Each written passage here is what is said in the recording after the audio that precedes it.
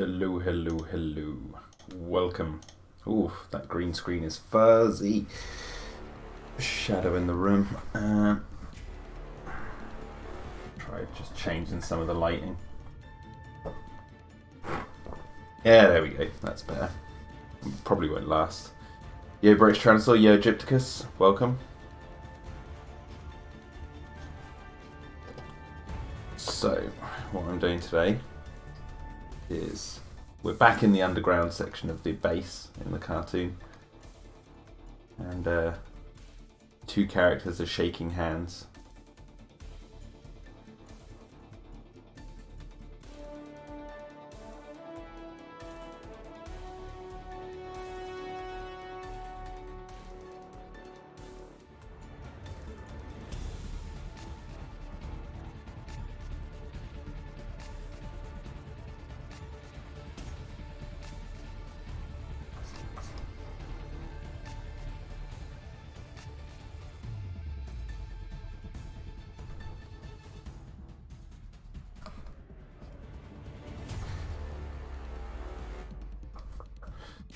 British Tyrannosaur literally just finished recording my Q&A, and this comes up. Perfect timing. Nice. Yeah, I'll watch your Q&A when it's out.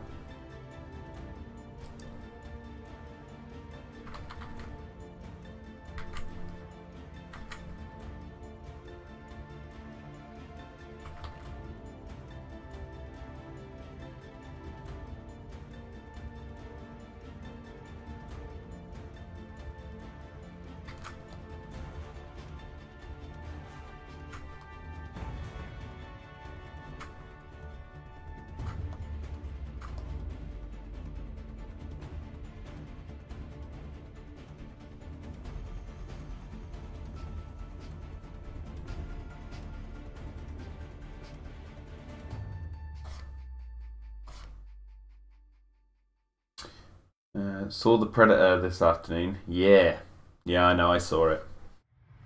I wasn't entirely sold on it, unfortunately. But what can you do?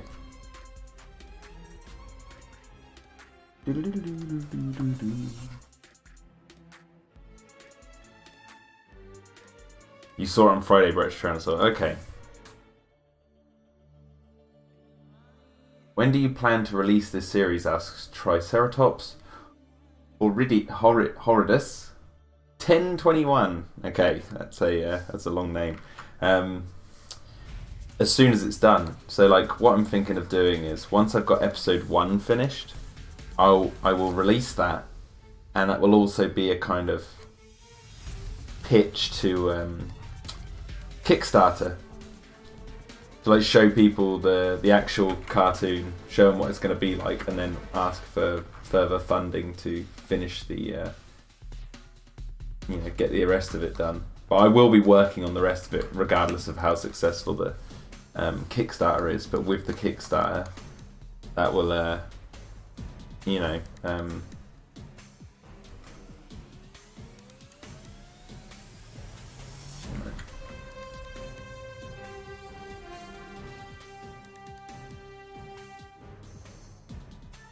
Kickstarter will hopefully get people on board with it more, because at the moment, like, I'm pitching it on Patreon, and and essentially, people have to sort of trust that you're making something they want to watch based on your word alone.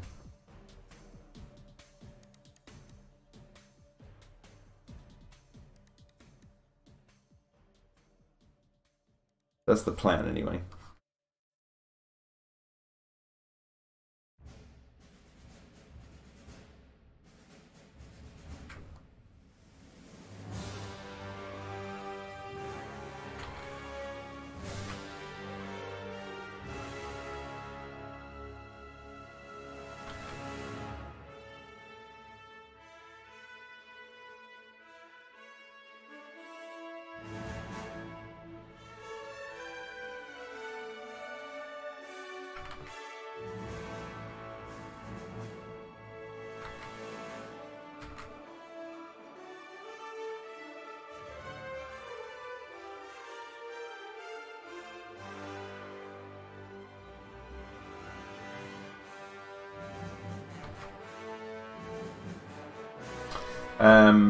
Triceratops says, so what is the plot of this series?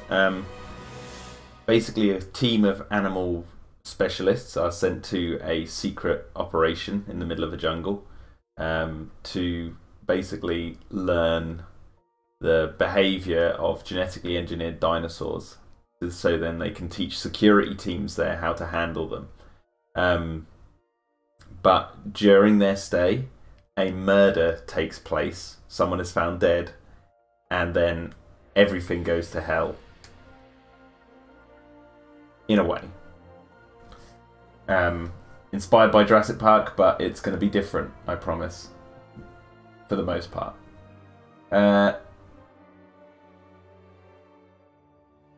I find it hilarious that I was the guy saying I wasn't excited for The Predator, and yet I'm the one of the minority who was entertained by it, while everyone else wasn't. Weird, says British Tyrannosaur. Yeah. It was, yeah, I was just disappointed by it. I think, ironically, the spine of the movie, the core of the actual plot needed to be ripped out.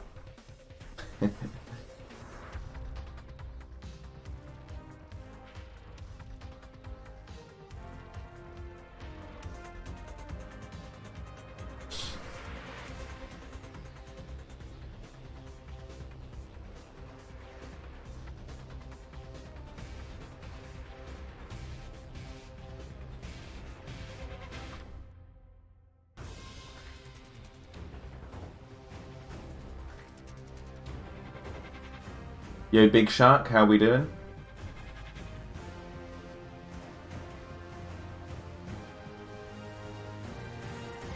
Yeah, Triceratops. The story is inspired by, you know, classic adventure stories. And that usually involves people going out into the woods or forest or somewhere isolated. And then, you know, things go wrong, communication severed. So basic, it's like that's your canvas, then what do you do within that canvas?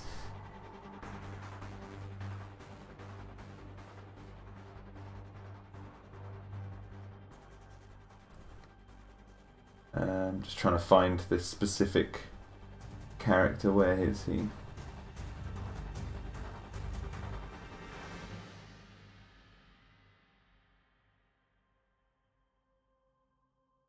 There we go.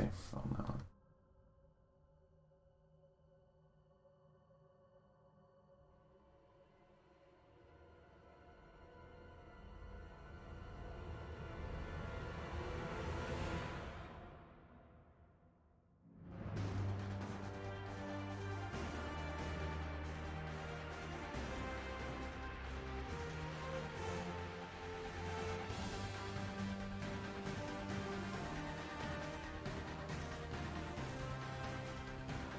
Yo, Martin, how we doing? Dylan Dino, welcome. British Transport. I never got confused, to be honest. I think I'm fine with all the changes, as I'm not a Shane Black fan anyway. I'm a Shane Black fan. I just didn't like the core of the story. I thought it was kind of executed a bit haphazardly, but that's just me.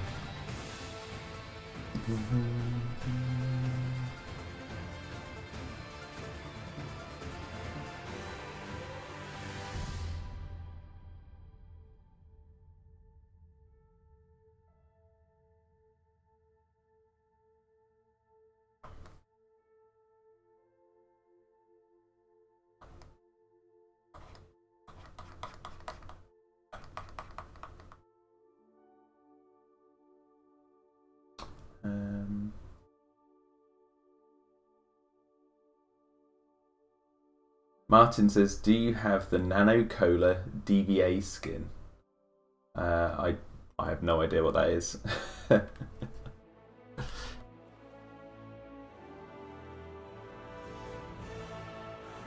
Triceratops. So what type of dinosaurs do you plan to be in the show? Did you plan to go full Jurassic Park or try and remain accurate? I've sort of gone full Jurassic Park, but I'm hopefully doing it in a way that's different to what we've seen in Jurassic Park. You know, there's different reasons compared to what we've seen in the movies. And, you know, it's not just those dinosaurs. The types of dinosaurs I'm having in this are kind of a secret. Ones I've publicly announced are going to be in it already are Megaraptor, Megalosaurus, Dimetrodon, even though it's not a dinosaur, and I always bring it up as a tease, but I'll do it again. This sort of hybrid, which I'm not saying anything about for this time, but if I press play on this frame here, you'll see what I mean. Yo, Thompson.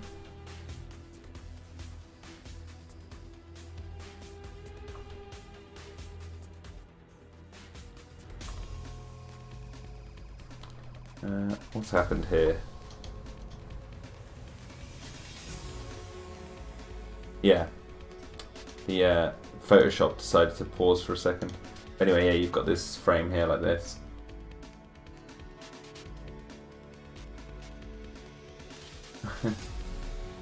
Oh, over. No, I don't have that skin. Sorry, Martin. Overwatch. Because of the music.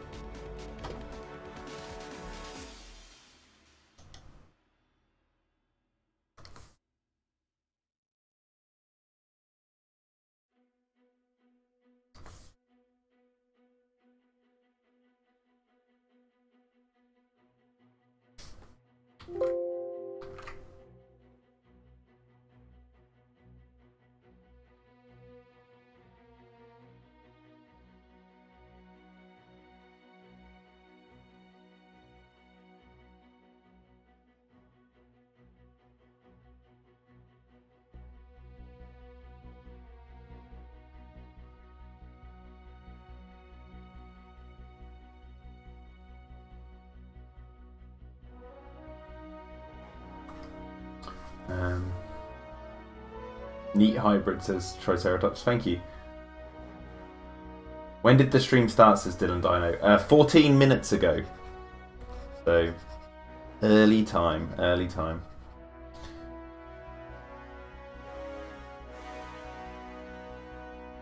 Big Shark, the Master of Bricks, asks, what is everyone's thoughts on the Journey to the Center of the Earth film? I've only seen the old one. The one where they have like lizards with fins glued to them. I've only ever seen that one. I haven't seen the new one with Brendan Fraser.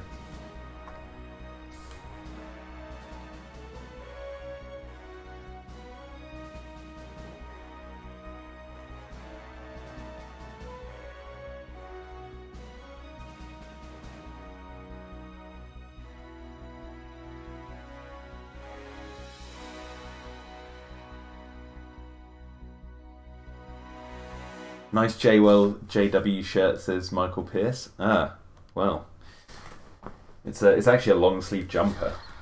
It's very cozy to be in.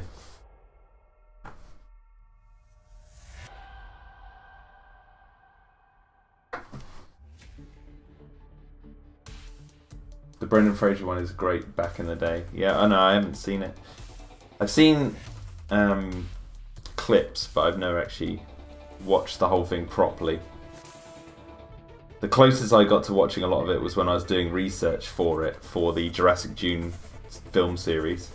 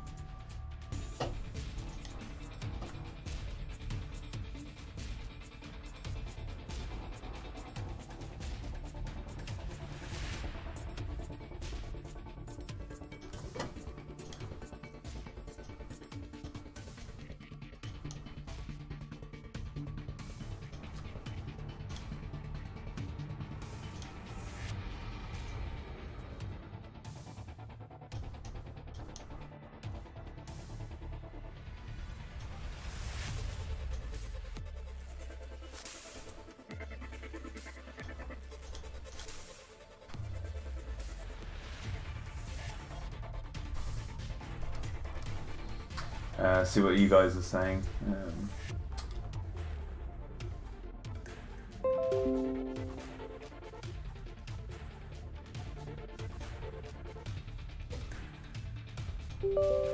Oh, computer's doing something. Michael Pierce says, I believe that's the in-universe logo on your shirt. The logo, the actual park itself, used for their props, cups, merch, etc. Yeah, I believe it is. Yes. Dylan Diner says, have you seen The Lost World from 2001? Yes, I have. Triceratops says, I hope we get to see Triceratops in this. Unfortunately, I have a list of dinosaurs that won't appear in this. That I say. T-Rex and Triceratops, Stegosaurus, all the Parasaurolophus, all the big Brachiosaurs, yeah, all the big classic dinos aren't going to be in this series, unfortunately. For people who wanted it in, I'm sorry, I'm going down a different route.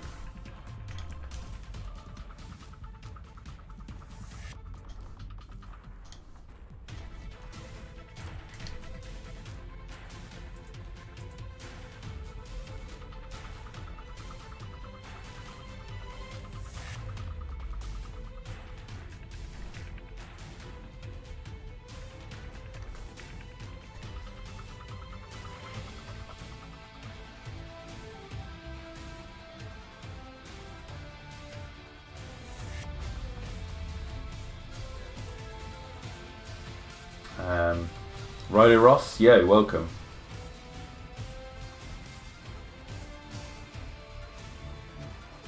What about Cosmoceratops or smaller ceratopsians? I'm not saying anything, man.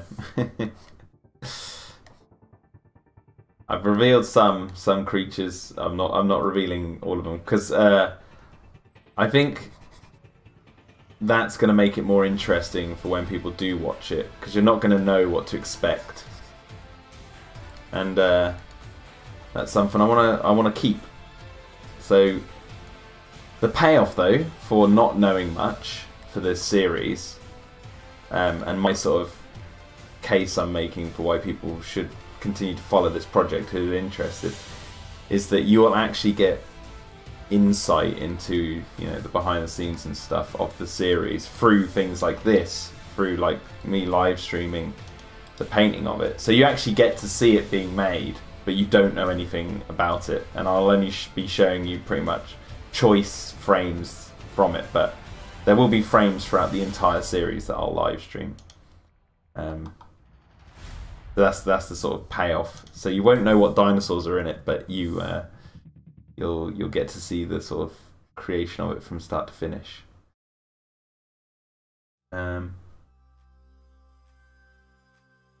What about space Triceratops?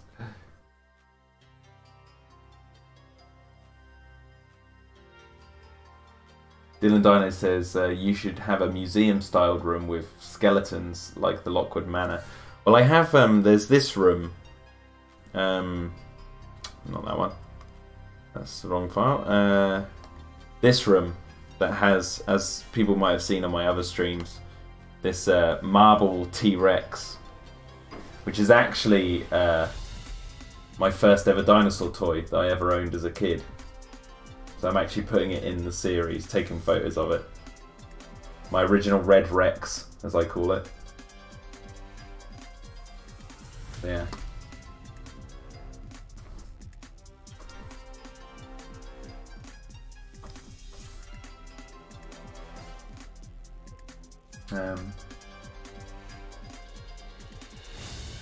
You just picked up 2 Herrerasauruses from Walmart, says Big Shark.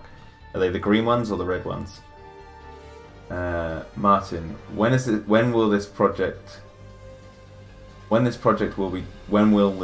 be done? When it's done, it's literally me working on it, so it'll take a while.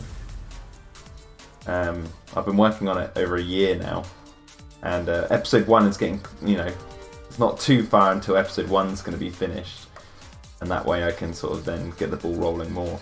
But it'll take as long as it'll take, because why can't I get that to 100? because I can only work on it when I have free time. And that's why I've set the Patreon up to, you know, in hopes of getting people to back the project and help me basically have the time to work on it 24/7, and then that way the project will basically get finished much quicker, and then everyone will have this, you know, animated dinosaur series that is what people want to see, I hope. Dinosaurs, bloodshed, adult themes, interesting conversation starters. All with, you know, dinosaurs eating people. Which is always awesome. Can't go wrong with dinosaurs eating people. That much is true.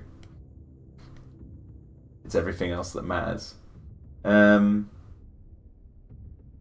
how do you plan to explain how on earth bloody Dimetrodon got brought back? Ah, well, I have that, and it's I haven't. That's part of the story which I won't reveal, but that is that's something that is not like Jurassic Park. There's no DNA in amber in this series. But I do have an explanation.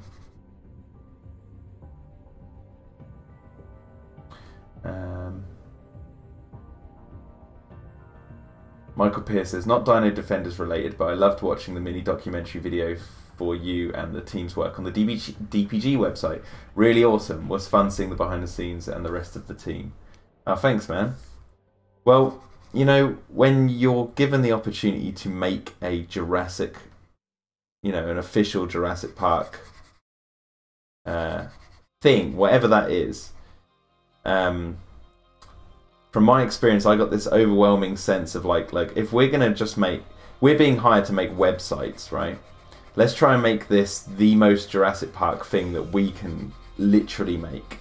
So that's why we, you know, have so much information on there, and the filmmakers allow us to sort of expand the world. And we talk to the fans, we hear ideas, and we want to try and implement their ideas into the official thing and try and make the most Jurassic Park thing we can make. And that even, you know, included the behind the scenes documentary, because I love watching the making of Jurassic Park and The Lost World and any of the behind the scenes stuff. So I thought, well, I know we're just making a website, but like last time we did a little bit of a behind the scenes thing. This time we actually wanted to make something that felt like you were watching one of those old Jurassic Park documentaries. Hence why we had like Manuel giving the breakdown of his San Diego video, and us talking about, you know, props and the backstory and stuff.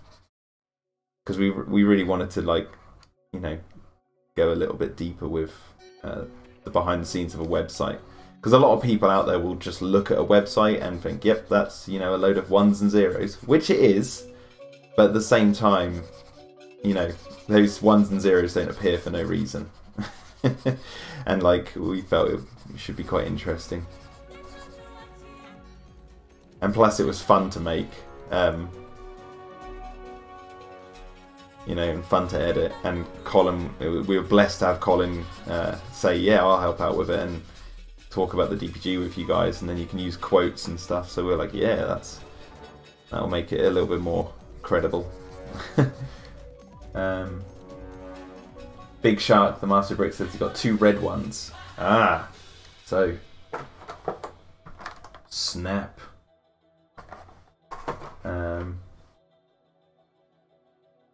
Is it connected to the Hollow Earth theory, says Martin? No, not at all.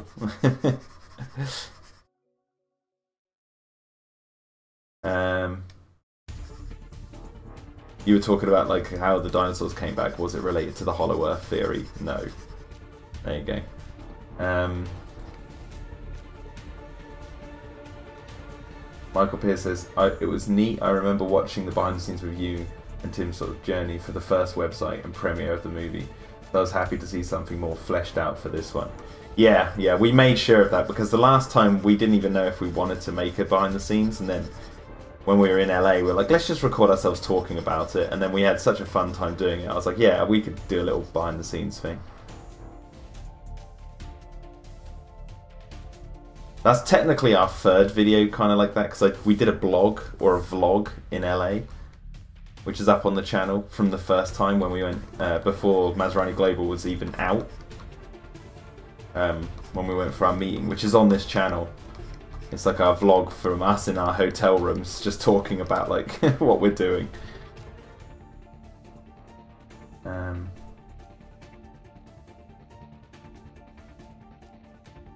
Michael Pierce says, again, and the way you cut to Colin's feedback was really nice to hear. It's awesome to hear his thoughts along the way too. Well, we actually recorded 58 minutes with Colin of us talking about this stuff, and obviously, you know, we wanted to keep the more crucial parts of the conversation to the DPG and Extinction Now. But we did talk about Extinction Now for near like 30 minutes.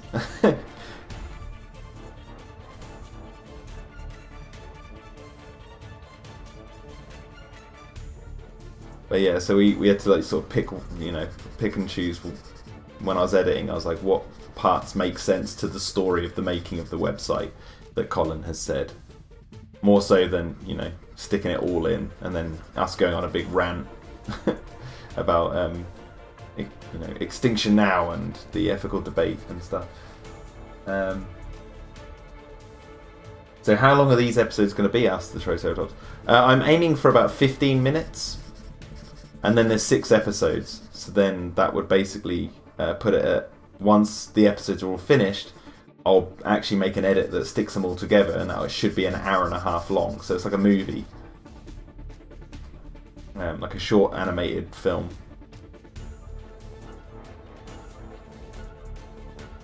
I say short, an hour and a half isn't short, it's long. But doing the episodes means, you know, people can follow the story and then see it in one whole, and then you can compare, like, how does the experience differ. Plus I can get feedback along the way as well from people, like, with each episode and what they hope to see in the next one, and fuel ideas, because that was one of the precedents for this project. Was I'm going to try and make up a lot of this as I go along. Like in this scene right now, I don't know. I know these two characters are meeting, but I don't know what they're saying yet until I get down. Once I put it into the thing, and then I'm like, right, they should be saying this. Then I move on to the next frame. Then they should be saying this, and it sort of will flow the story because I know the end goal, so I know where they've sort of basically got to go. Do you plan for seasons, says Triceratops? No, just 6 episodes, then a movie of the 6 episodes.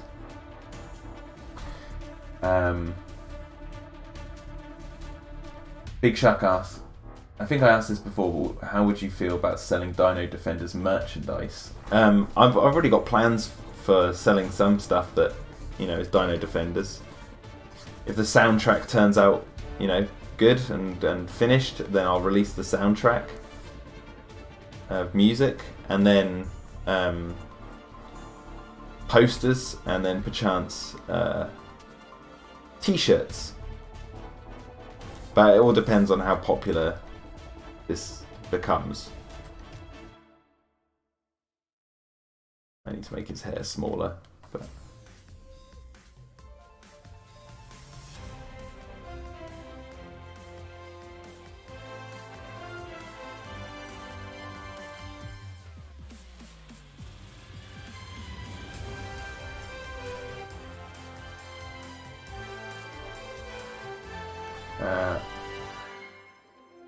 Michael Pierce says, I've always wanted to do something similar for Jurassic Explorer, honestly. Just like you said, people view a website and they don't think too much about the process, the people, how it all comes together.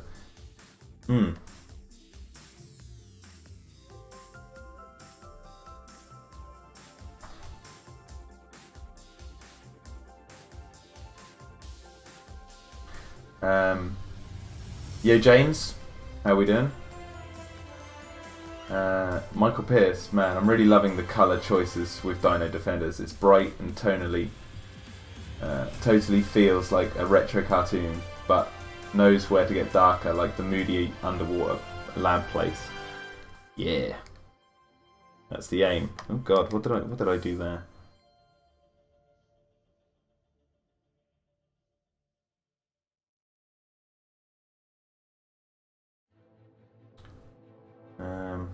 See, like, his face is completely wrong, but we'll get there. I'm just going to basically put the colours down for these characters, and then I'll, you know, shape the bodies correctly. Actually, no, I won't start on her. I'll continue with him. So let's, because she's a different layer, right? No. Okay, maybe I need to make her a different layer.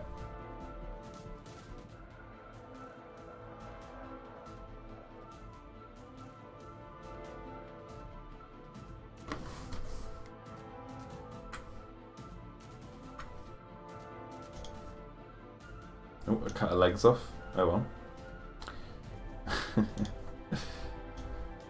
Let's take her out.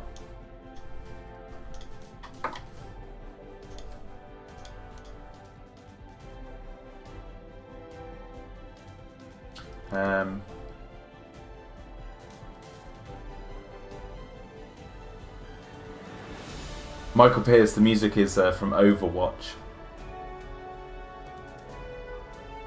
Michael Pierce says, I want to 3D print the logo, I just need a 3D printer. Nice, that would be cool.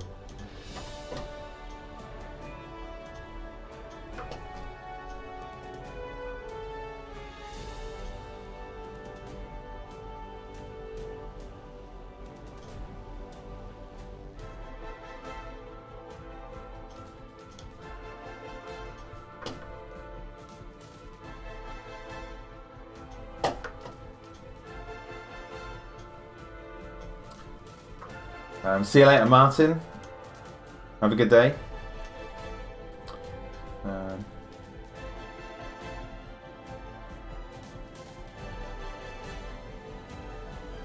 What happened to the glorious Jurassic Park Operation Genesis music? That comes on when I'm bored of this.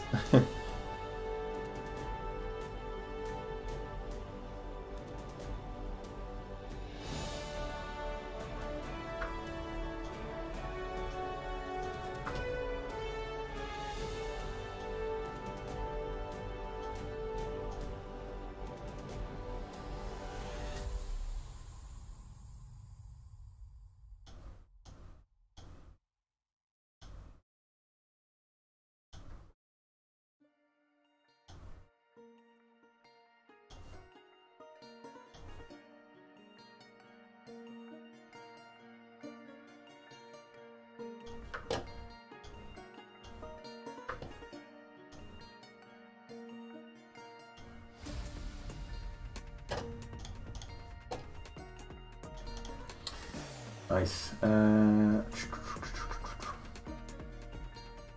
What's that dinosaur at the bottom left-hand corner? That is the early... Although I did post that it was the final, but it's not. That's the early design of the Megalosaurus. I don't think I have that on this computer.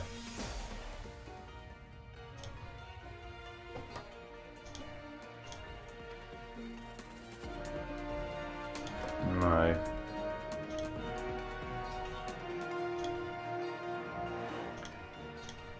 No, I don't have it on this computer.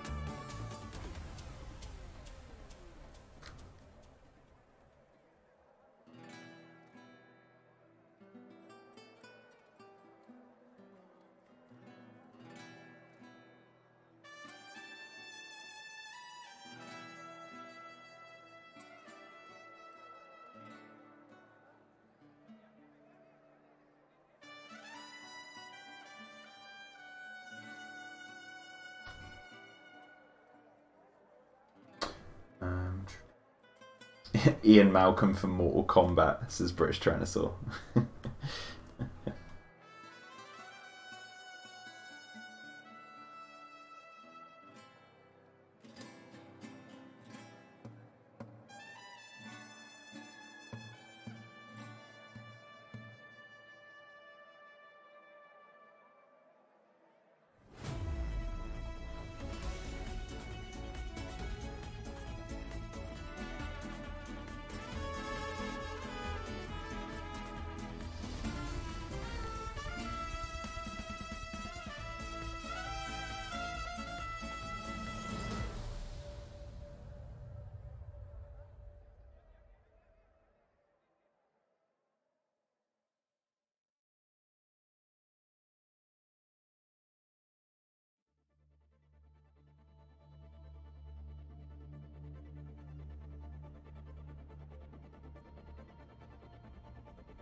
Who else are you guys saying?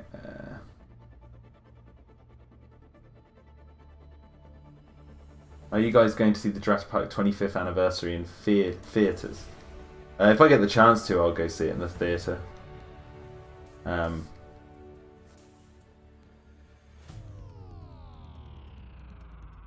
But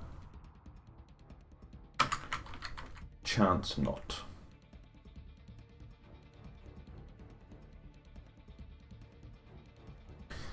Because I am going to be busy.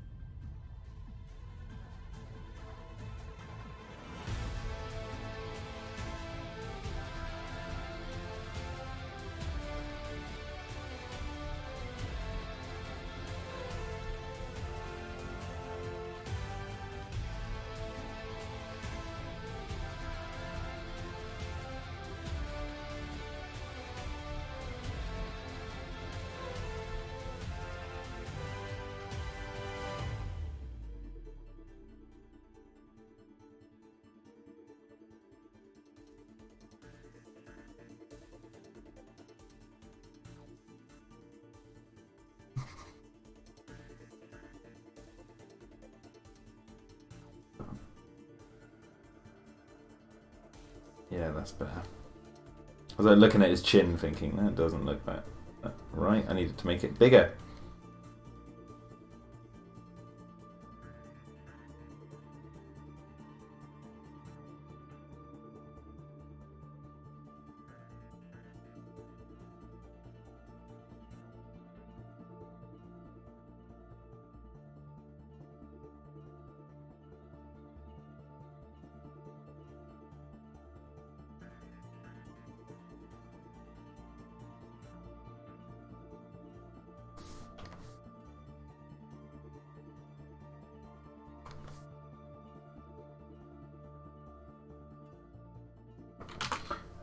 What else are you guys talking about?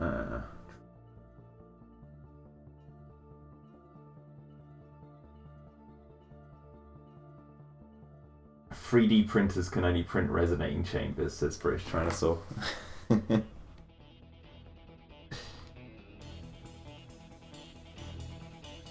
Resonating chambers.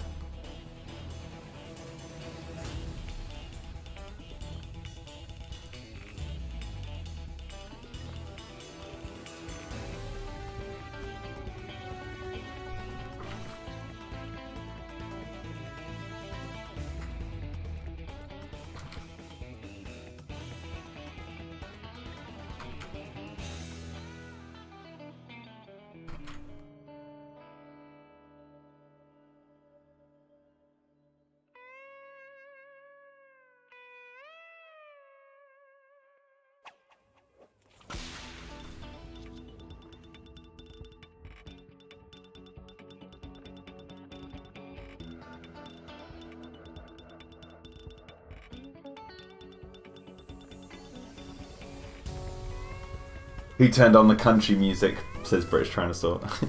It's still the Overwatch soundtrack.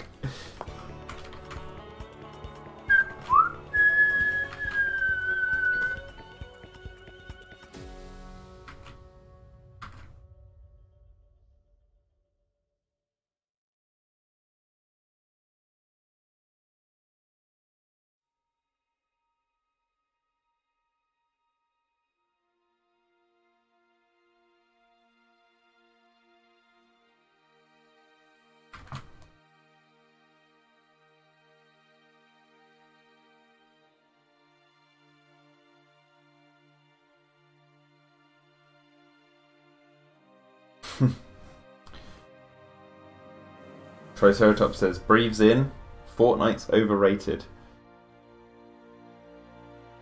Is that a video game? That is, isn't it? That's what all the kids are talking about these days.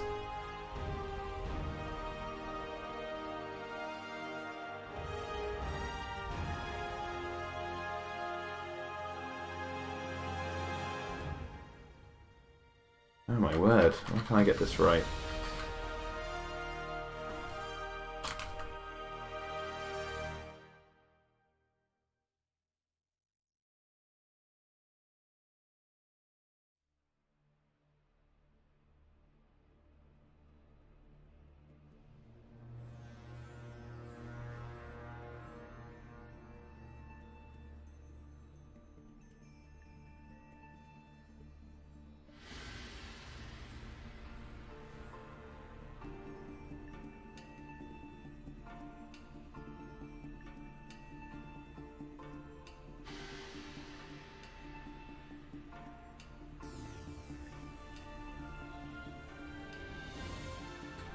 Fernando, welcome. I am Raptor. How you doing? Big Shark says, I watched your video on your favourite Jurassic Park toys, loved it, but can't wait for the Mattel Red Rex. Make please with rubber. Are you trying to say that you hope that they make the big Red Rex with rubber again?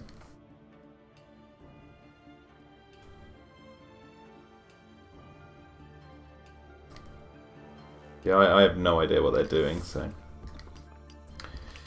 I would like to see them. I mean, it'd be cool if they did that again. Like, you know, released it for a new generation and whatnot. But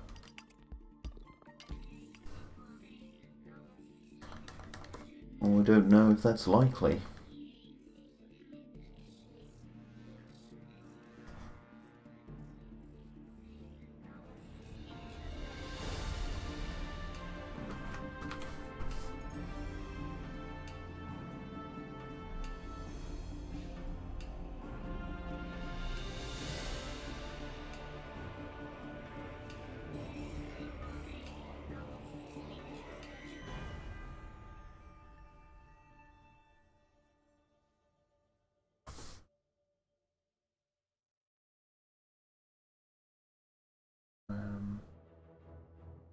They did with the Mosasaur.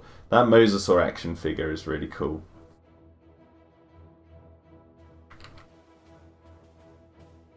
The fact that they released the Indominus, the Hunt for the Indominus thing was really cool as well.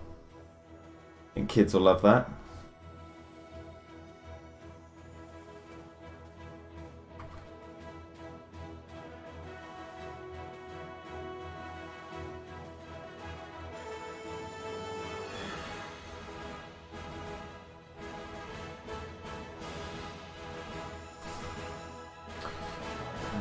What's everyone's favourite Jurassic World Fallen Kingdom toy? Mine's the trike. It's the first I got.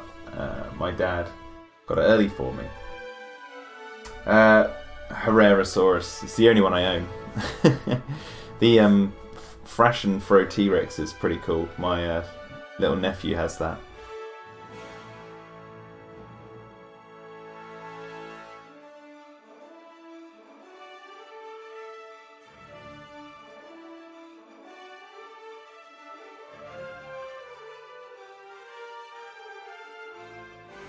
Did I say cousin? Nephew. Nephew.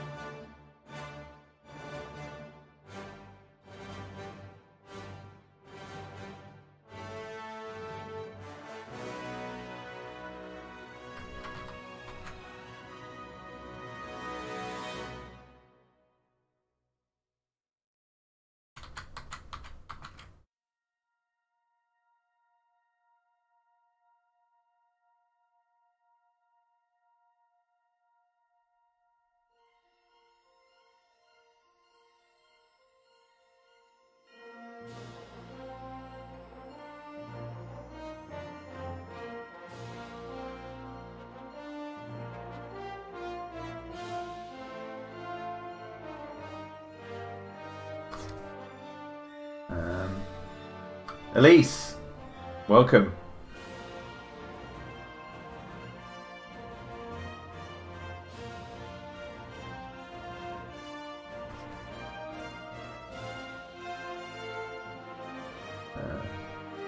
Oh yeah, if they release that giant Brachiosaurus toy, then man, that's like, as a kid, that was like one of the big things that I wanted.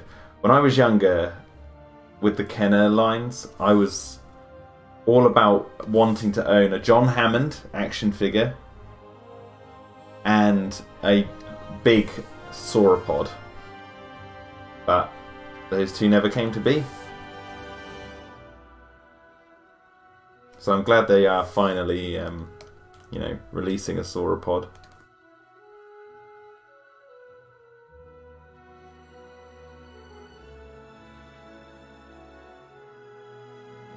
Yo, Shadow.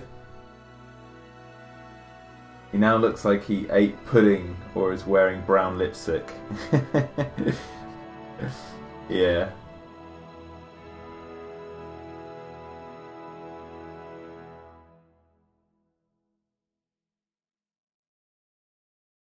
Jack, what can you say about the character you're currently painting us, Elise? His name is John... Oh wait, I've forgotten his last name. Where is it? His name is John Cambria, which is after my love of the band Coheed and Cambria. But John Cambria, and he's an animal specialist who deals with large reptiles like crocodiles, Komodo dragons, and other such creatures.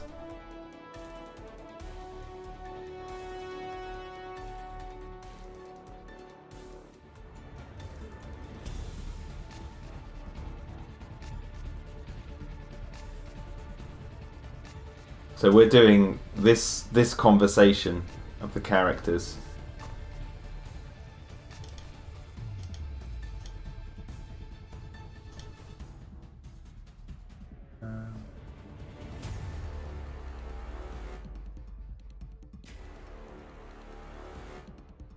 Michael Pearce says, I think it's strange that we don't have any accurate playsets for Jurassic buildings. Well, I think the toy lines were sort of in their own canon of things, so that's why, like, the command center, you know, for the Jurassic Park toy line, had elements of the one you see in the film in it, but it was essentially its own building. But I agree, there should. I thought there at least should be a visitor center playset that looks more like the films. That'd be pretty cool. And the raptor pen.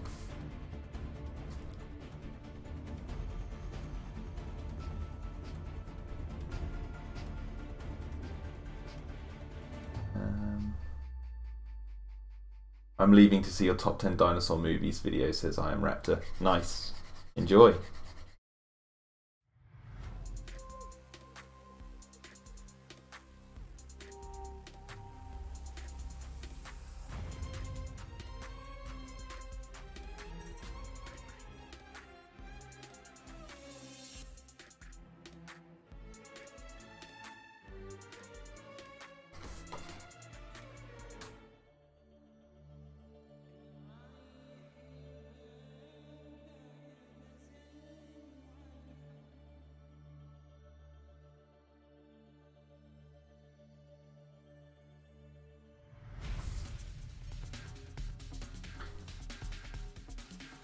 Shouldn't he be an expert of large birds if he's going to work with dinosaurs? Asked Triceratops. You'd think. You'd think that he should be a bird expert. I'm not saying anything else. Too many spoilers in terms of this character. I think you've learnt enough of him already. Big Shark. I would like to see more legacy figures. Wish list of figures. Nedry, Roland, RJ, Peter Ludlow, Dia Stark.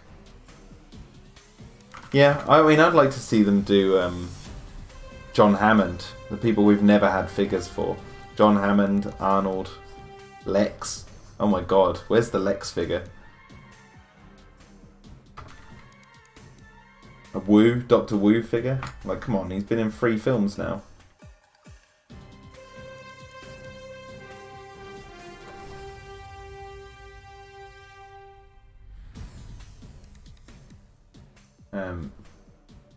Elise asks, Jack, what is this character inspired by the Dino Tracker guy from the Kenner Series 2 line? Well, the actual look of this character is based upon, was inspired by one of the villains from Cliffhanger, would you believe? There's a guy, let me see if I can Google him quickly.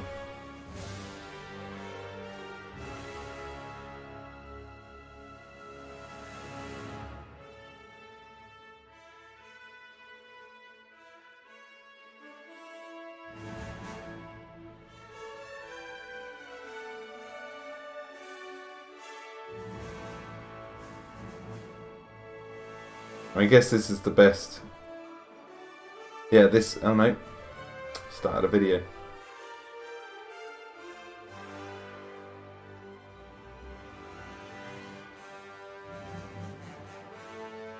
Well, the image isn't loading.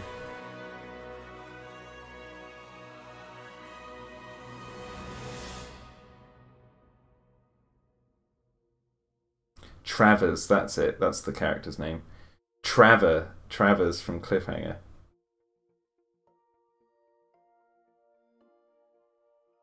So in look, he's based upon this actor here from Cliffhanger.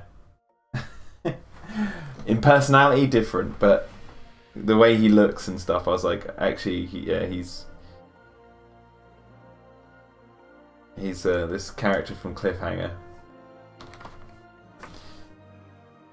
There's a lot of things I don't think I've fully expressed, and I probably will do as things go on with this project, but the inspiration for this thing has many things from my childhood that I've just sort of kept and gone, oh, I like that character from that certain film, or the look of that character, so I'm just sort of basing, you know, there's a lot of stuff in this that ooh, what have I done?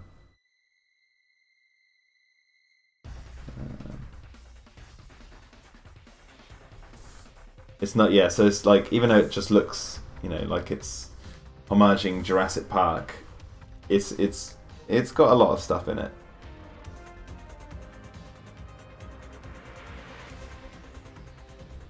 Is he going to have an Australian accent?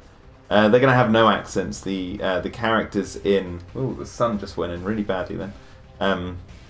The characters in the series won't talk. There's no voice actors. It's all through like text boxes, essentially like animated subtitles. That means that, you know, you get to voice the characters yourself in your head. I figured that's probably the best way to, you know, get the story across. Obviously, I'd love to do it with voice actors and stuff, but at the same time, that creates a whole other, you know, set of responsibilities for me to create on top of this already ambitious project. And I figured that I'd be waiting on voice actors to get their lines, and it'd take a much longer time, and the actual goal of this project doesn't necessarily require me to you know, necessarily get voice actors.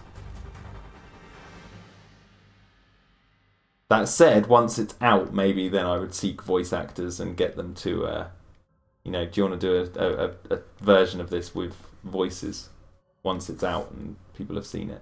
Do an alternative version, maybe.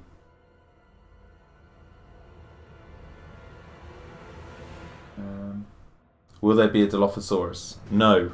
No Dilophosauruses.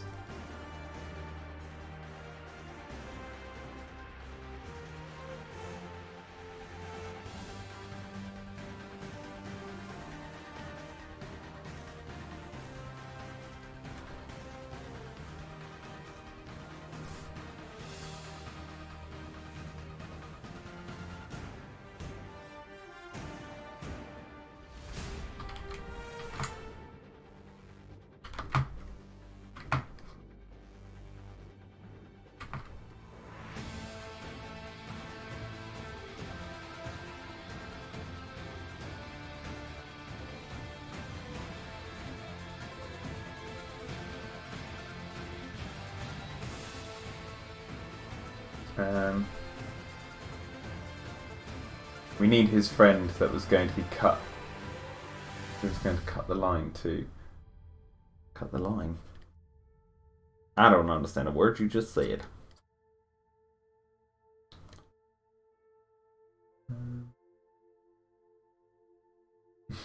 Thank God there won't be bad attempts at Australian accents. I'm sorry, Michael. You're gonna have to let me do it now. So let me see if my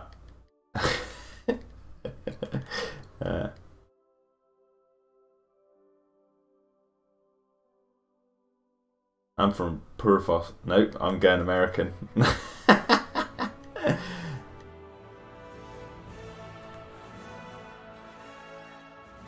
G'day, tourists. Right. Today we're going to go out into the swamp and see if we can find some Nile crocodiles. Or salt waters.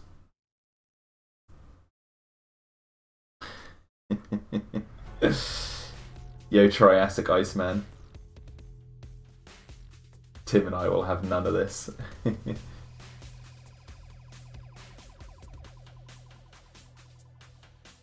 Triceratops says, why not ask some friends if they can help? Oh, I don't get me wrong, I reckon I could get voice actors, but I think in order for people to read the story, like to actually concentrate on the writing of the lines, I think, to me, you know, that's something I want to get across more. At this time, I'm not ruling it completely out, I'm just saying at this time I'm basically thinking that I want text boxes because music can be a great vessel for like emotion, and so at the moment I just want to like have music be basically the key operator in the audio. I might have some choice sound effects here and there because it'd be cool to hear the dinosaurs. But I think for the initial launch of this, it's going to be like with subtitles, because then when you read it with the music, it should hopefully, you know, get the emotion across in a way that is pretty neat. Or think of it like a silent film. You know how like they'd have like the orchestra playing and then it would stop for a second and you'd read what they're saying and then it would continue, but the story wasn't ruined by any of that. This won't have text boxes come up to stop the story, or have text boxes alongside it, so you can kind of like an animated comic book.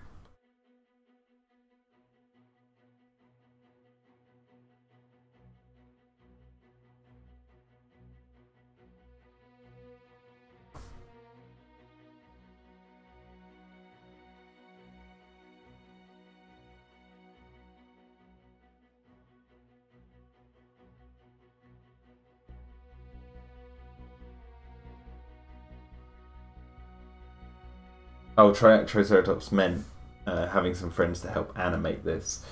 If I'm going to sound brutally honest, one, I don't think I have friends who are available to exactly spend a lot of the time helping to animate this. And also, I'm animating it myself anyway, so I don't know why I would necessarily actually have to seek help, because then I'm essentially waiting on other people, and I don't like, you know, I don't need to for this project wait on other people at this time. I can animate it as I go. So, like, basically what I'm saying is the steady pace of creation for this at the moment is so. But if the Patreon meets its mark, then it'll be golden. It'll be exactly what I need to get this done in a much quicker time.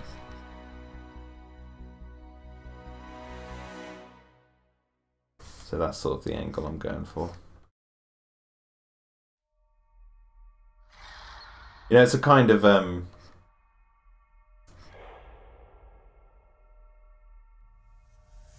experiment as well, you know. See if I can actually do it.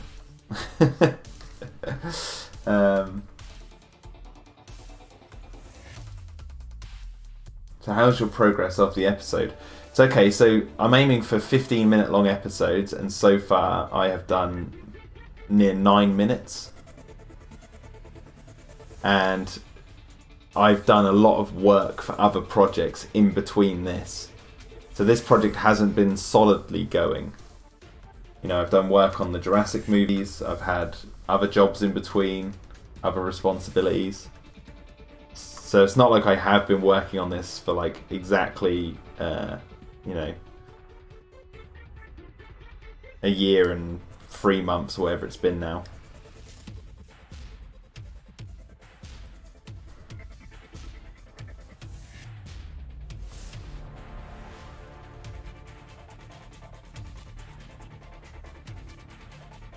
So yeah, so it's like the work ethic of this is all determined on basically,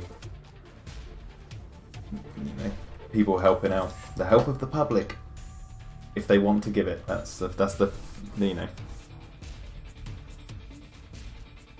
that's the idea. Are there any? Elise asks, are there specific cartoons you're taking inspiration from for the animation style?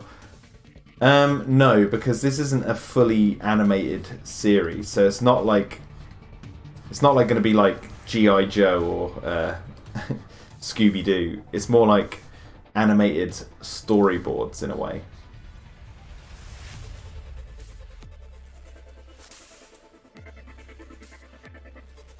So like the thought process behind the animation of this is, I was watching a Disney film.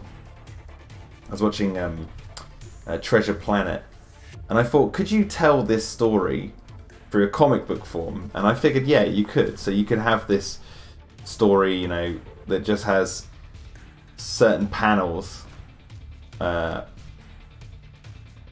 sort of represent what's happening in the entire scene in a way. And then I figured, well, you could actually put the comic book boxes in there animating the text of what they're saying and have like an animated comic book.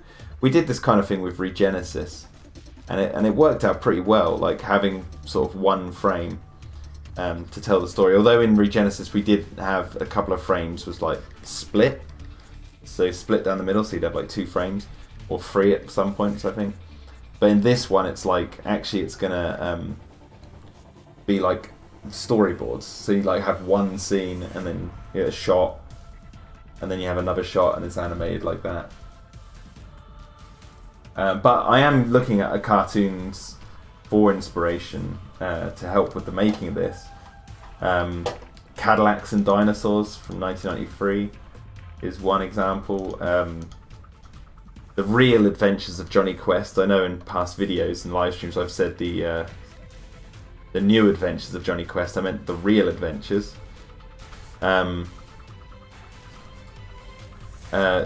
Lots of Disney animated films. One of the other big inspirations is the Overwatch short films, or the animated shorts for the Overwatch video game, which is hence the music. That's where I heard this soundtrack, and I also saw the way they animated their characters and the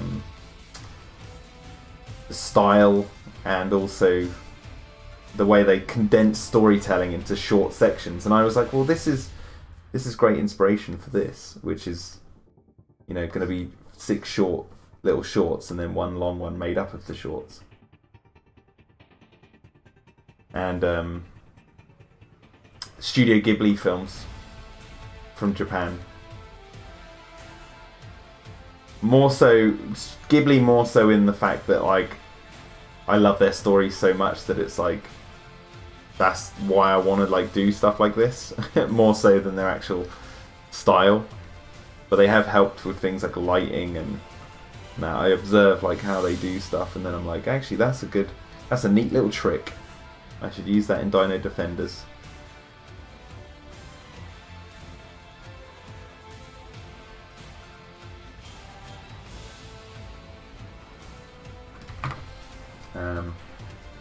Yo Jacob.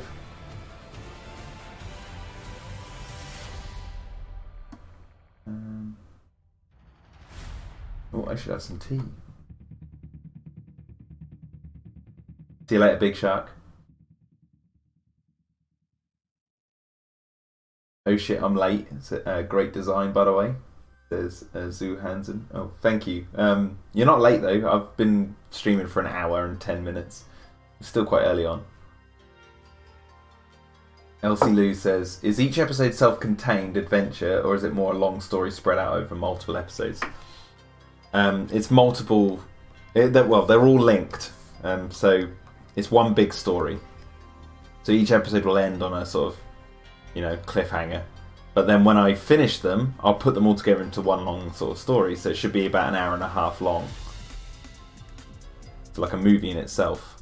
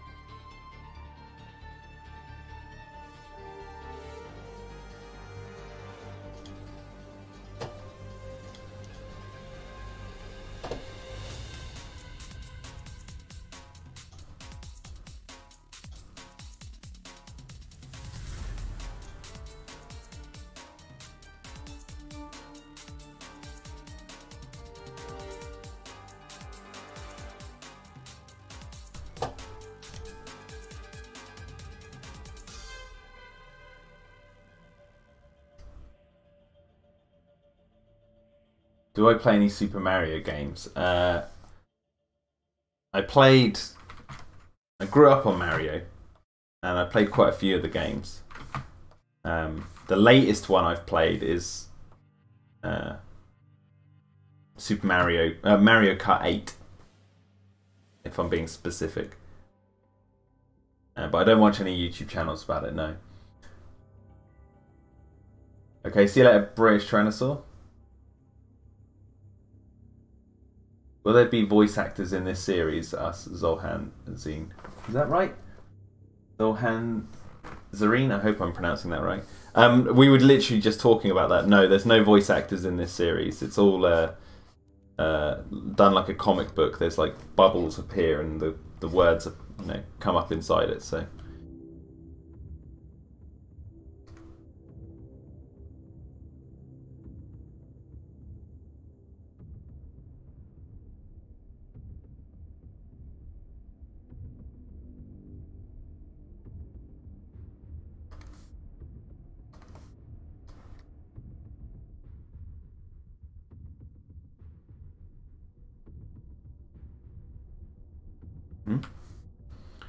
Oh.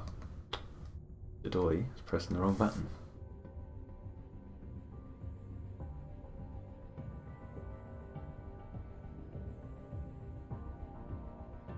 They'll be talking in little chat boxes. Yeah, I am.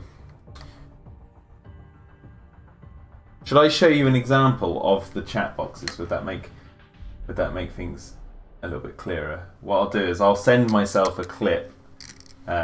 And if Michael Pierce is around, you were here for the last stream I did where I did this.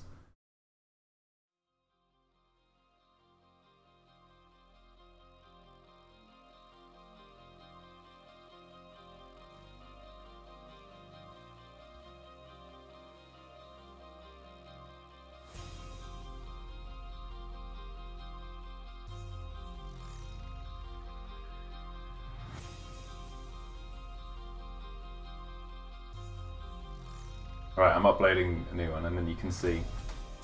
Might want to work on the eye. Oh, these frames take a while to finish. His eye is a little bit too big at the moment, I think. Just like Jurassic World Regenesis. Yes, but in a cooler way, I would say. And Regenesis was one of the things that got me on the road to... I've got it, right. I can show you guys. Right, let's see.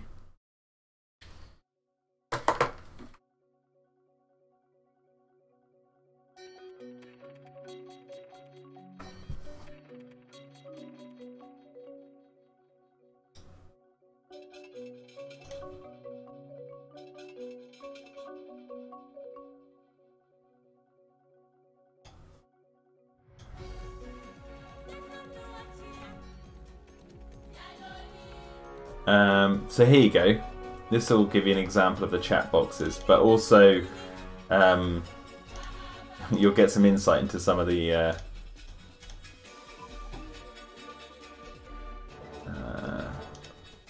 fit screen.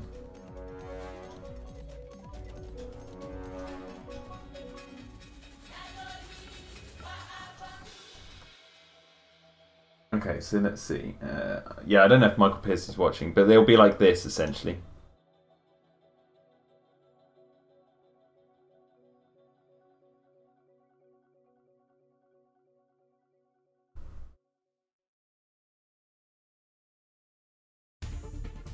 So there you go. That's how it'll work, but it'll have music playing over the top. And so the animation style is, you can see his mouth at the back there is open, and then it shuts when he stops talking. And then in the background, if you look, you can see mist blowing past, and it's all very subtle, but it's in there. There you go. That is how it will work essentially.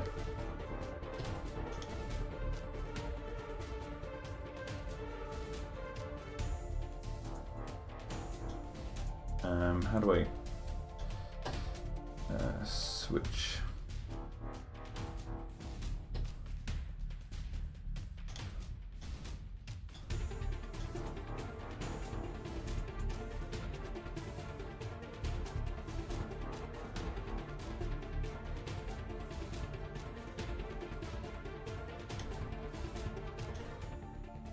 Yeah, there you go. Do you plan to do a trailer? Yes, I do. Oh man, those chat boxes bring back memories of JP Game Boy games. Exactly. It's meant to be like it's almost like playing a video game at the same time.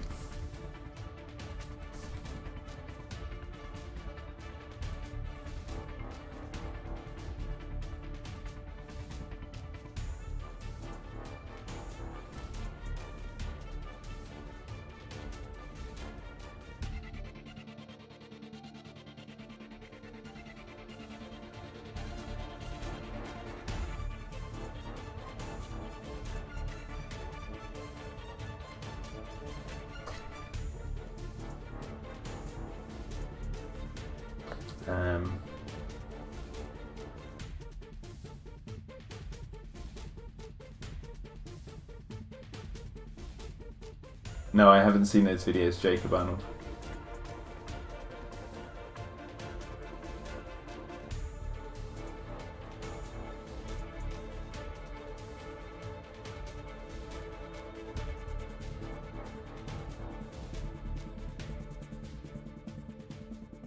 Don't want to give him too much of a defined bum.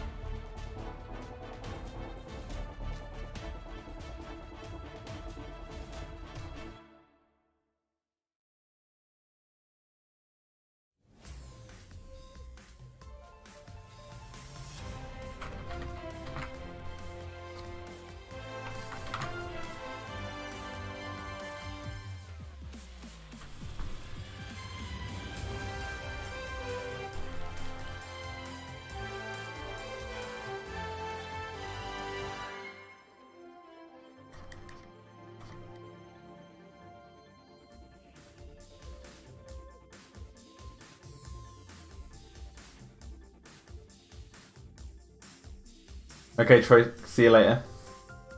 And Jacob Arnold. Yeah, I guess people have opinions on Fallen Kingdom. I don't know what to say to that.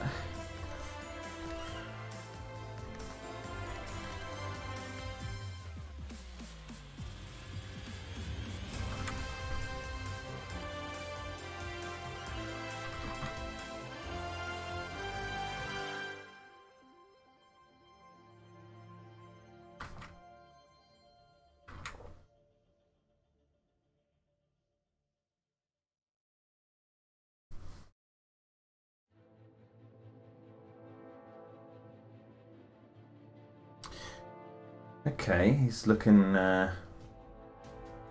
alright for the moment. Sort that eye out. Yeah.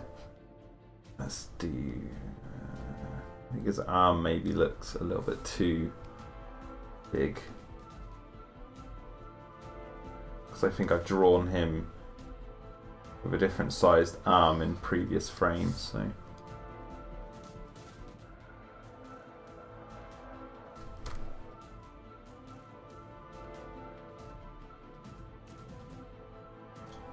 He needs arm hair. Yes, he does.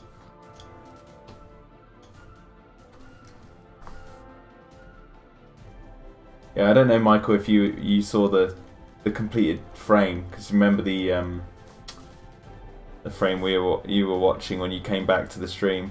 That one was all finished the other day with the text and everything.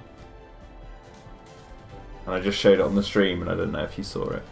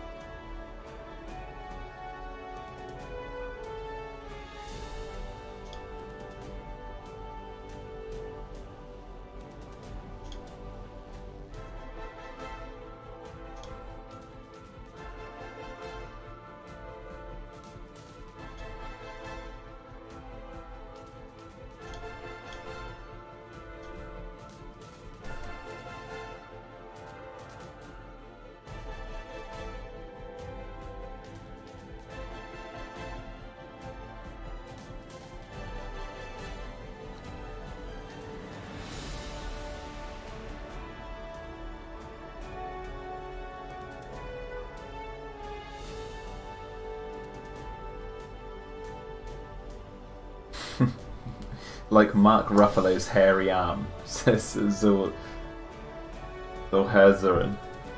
Is that how you pronounce it? Zulhazaran? I'm intrigued. I like the name.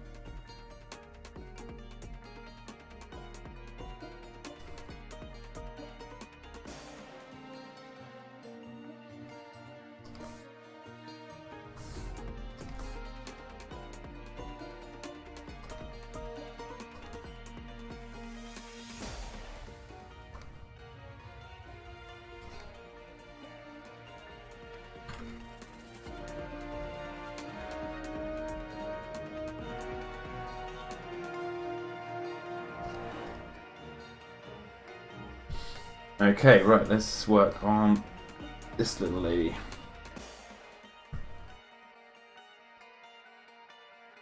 I'm known for many names. Jackass isn't one of them. Jacob Arnold, no, I do not watch Plus Tubers. I have no idea what that is.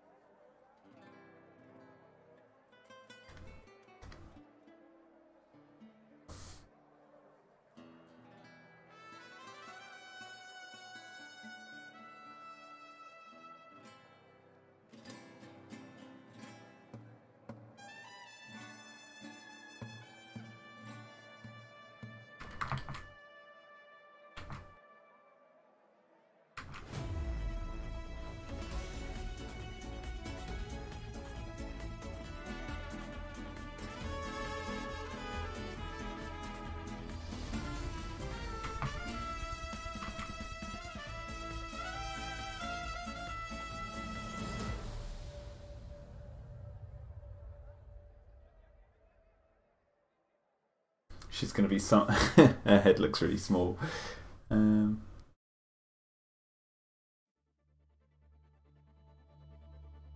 Plush tubers are people who play with plushies and make skits with them. Oh, okay. Well, I don't watch any of them now.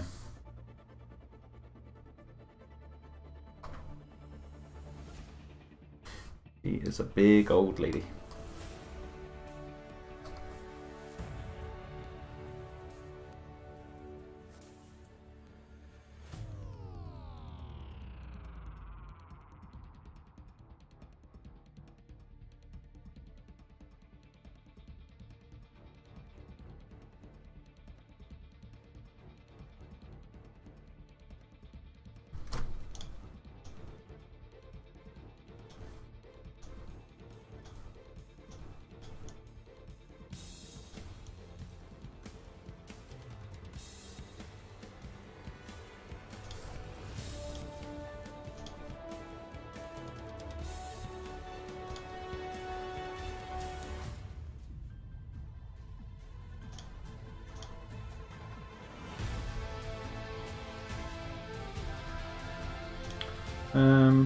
Oh, I need to send myself another file. Will I watch Plush Tubers? No.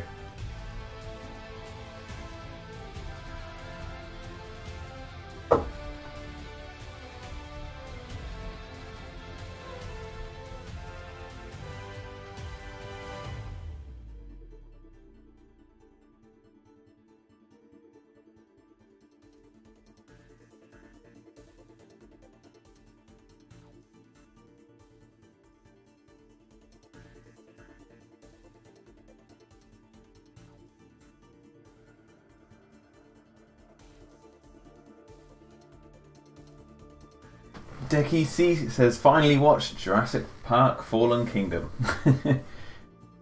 JP Fallen Kingdom. Nice. Nice.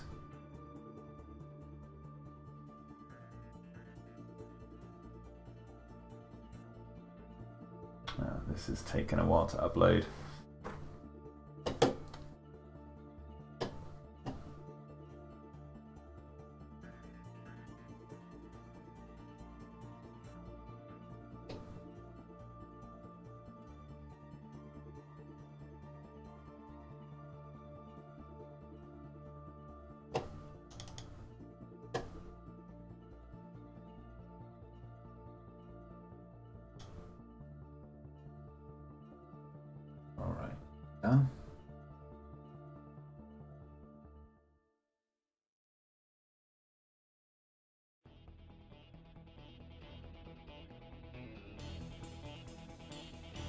Yeah.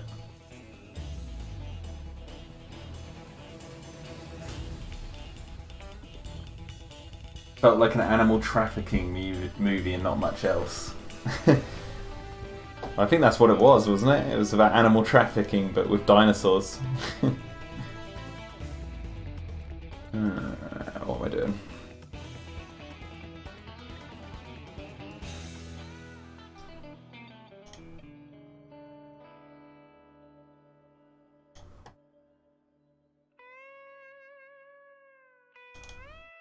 There we go, I got the file now.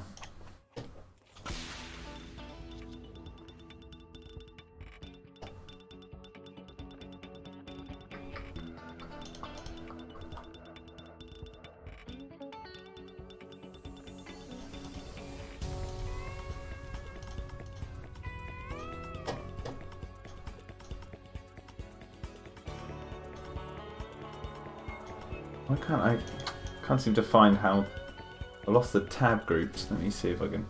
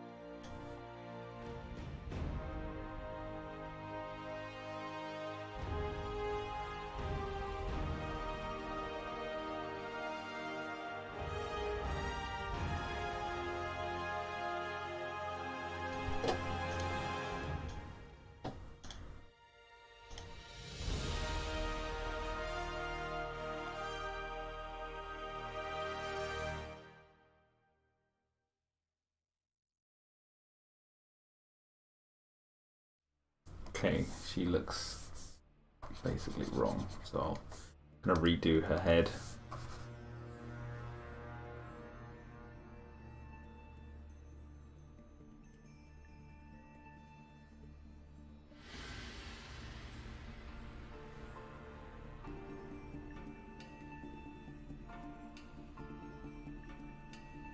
You swear you watched something similar to Fallen Kingdom on Nat Geo.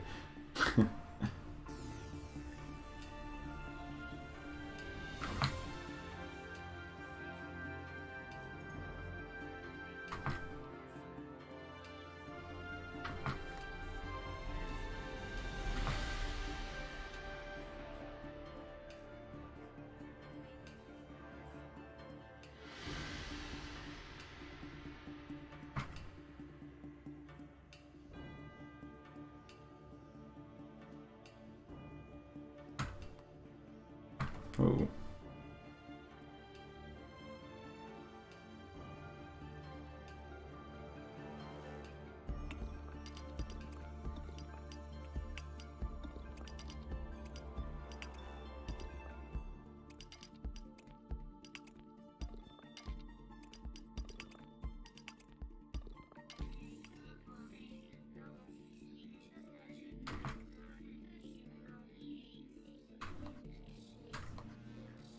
What's going on with this? Is something shaking?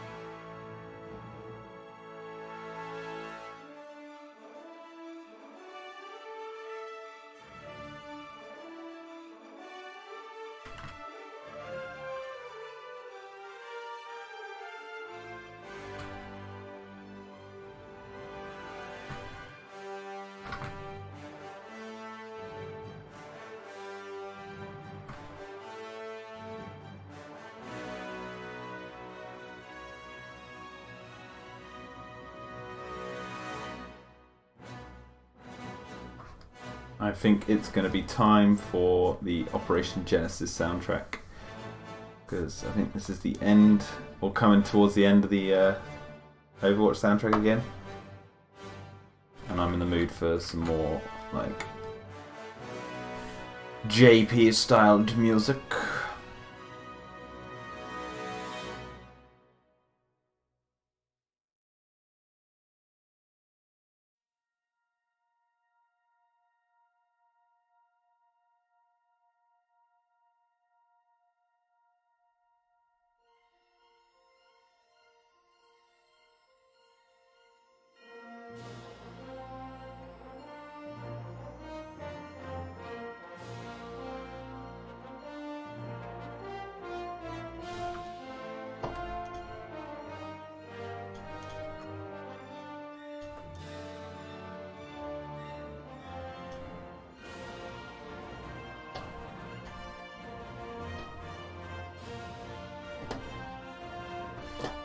Let me see if I can get it up.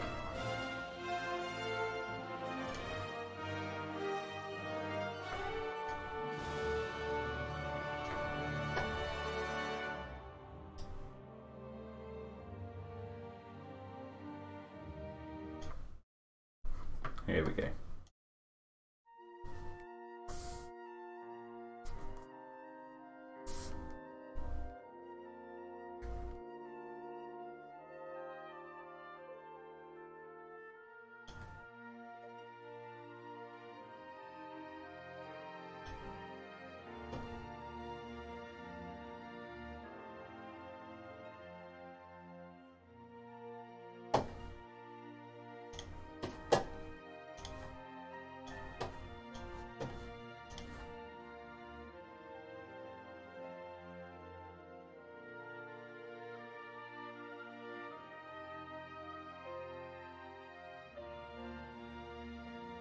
Trying to get her like size down better.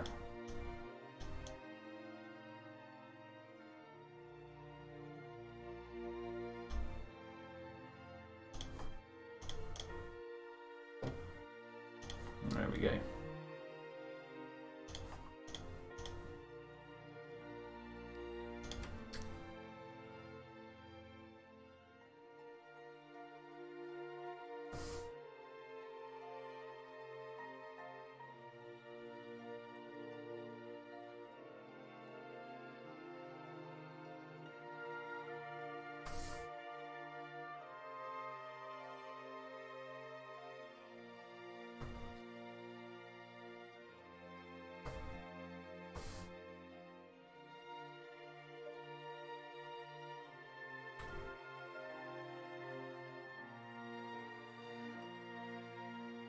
Jacob Arnold, what do you believe the objective criticisms for Fallen Kingdom?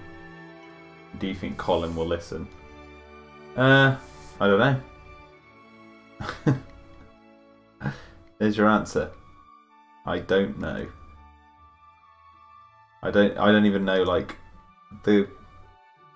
what objective criticisms are being taught or told, or who buy, or how many people agree with it, or even if that's like an opinion of someone's, that it's all opinion stuff, so it's like it doesn't really matter.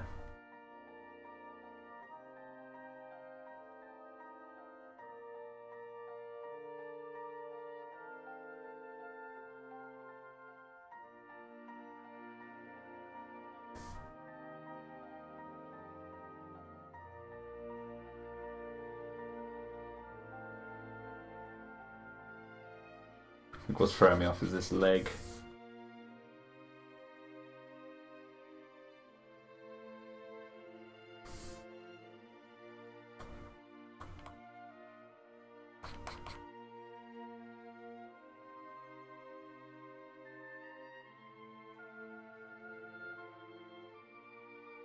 Well, I don't share that opinion, no, but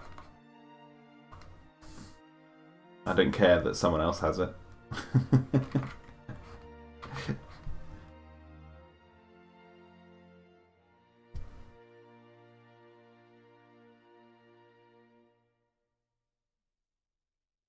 Okay, let's get her colour down.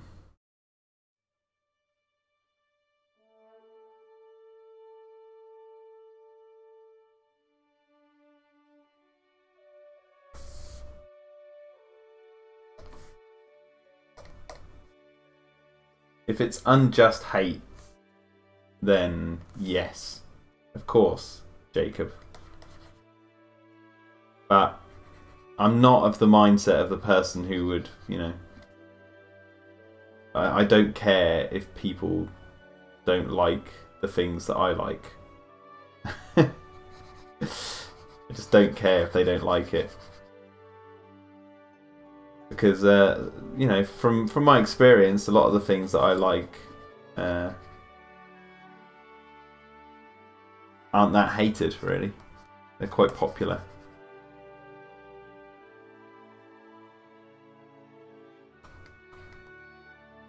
And they're popular because they're good, in my opinion. But being popular doesn't mean it's good. That makes any sense to everyone, because there are people who will hate popular things, and that's, you know, I don't really like the Transformers movies. They're not good in my opinion, but they are very popular. So in some aspects, they've got to be winning some people over in some weird way. And those people would probably say it's good. Unless they are just like suckers going to see it every time.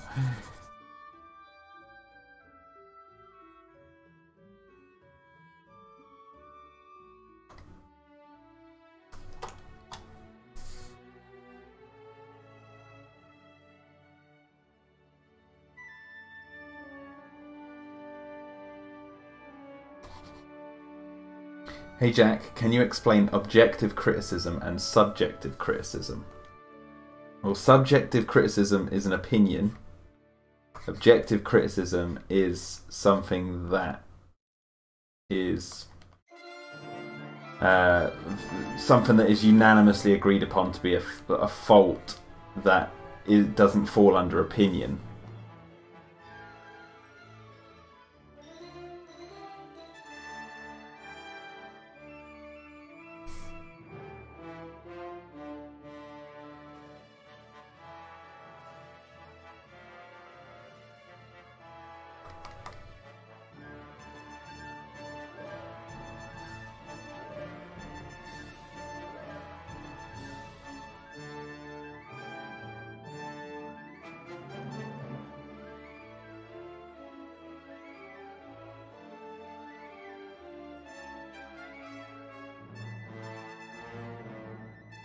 Yo, Alex, how you doing? Yo, hope you're doing great. I'm doing fine, yeah, all good. How about yourself?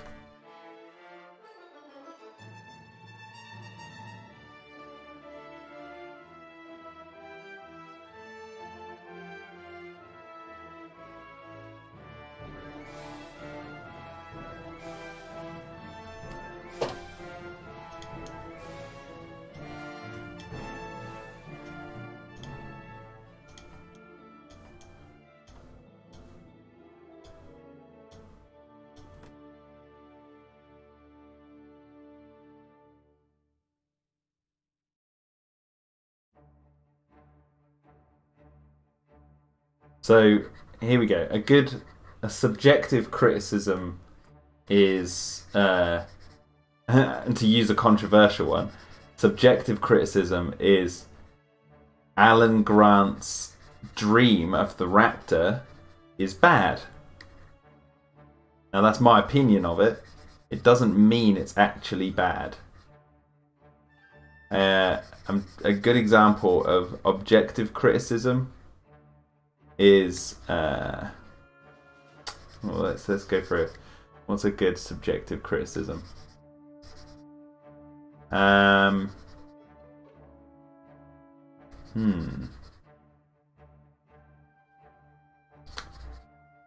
don't know, I can't pull one out of my head right now. Let me try and think on that.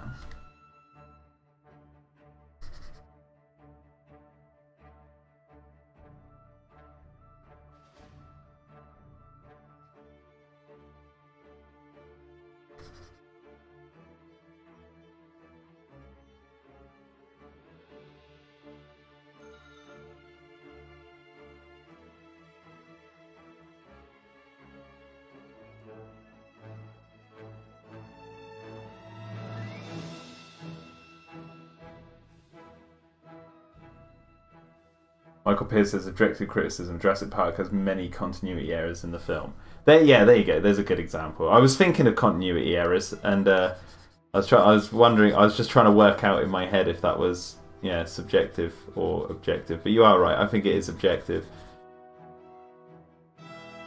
So like the puppeteer's hand coming in and balancing the raptor puppet. Yeah, that shouldn't be in the film. Unless someone subjectively comes on and goes, I like it in the film because it shows the animation process. It shows how they were literally hands-on with the raptor puppets. Then it can get a little bit, oh wait, is it a subjective thing if someone likes it in the film? For whatever reason they give?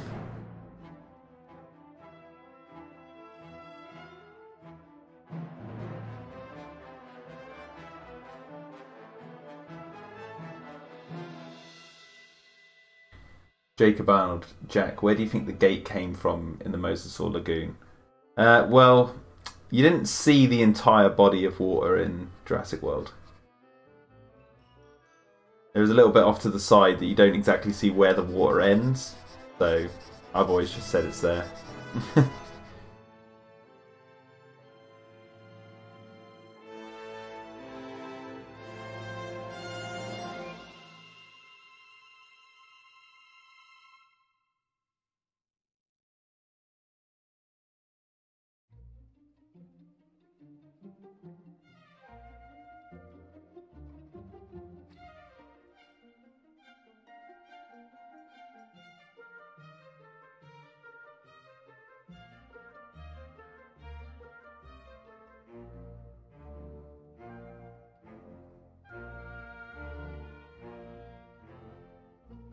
Alex Pritchard, I only understand the dream a few years after Jurassic Park 3 release. I never connected the parrot to Ellie's house and the raptor on the plane. Yeah, exactly. That's where like you can go into like, okay, the dream fits the story, so technically it's not bad, but you know, it's subjectively it's bad.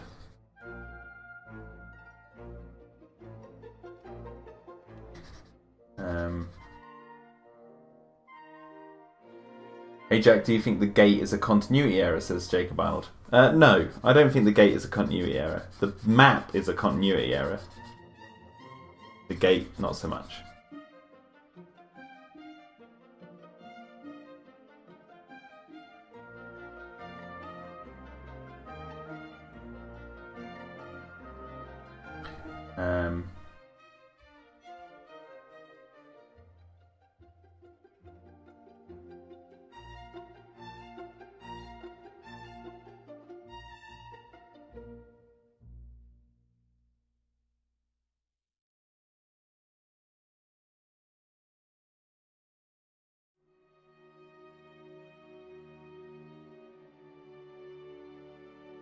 From what I've seen, Michael, in Jurassic World, there's like a slight bit to the like when the T-Rex roars on the helipad. It's sort of towards the left of the frame. You can see that the water goes off somewhere behind the trees, if I remember correctly, from memory.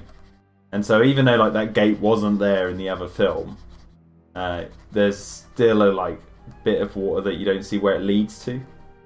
So I've just always thought because of the tectonic activity and the volcano and whatnot that basically it flooded the land more around that area towards the gate. So the gate to the Mosasaur Lagoon was actually hidden in amongst the jungle, but then was more exposed once you know, flooding took place.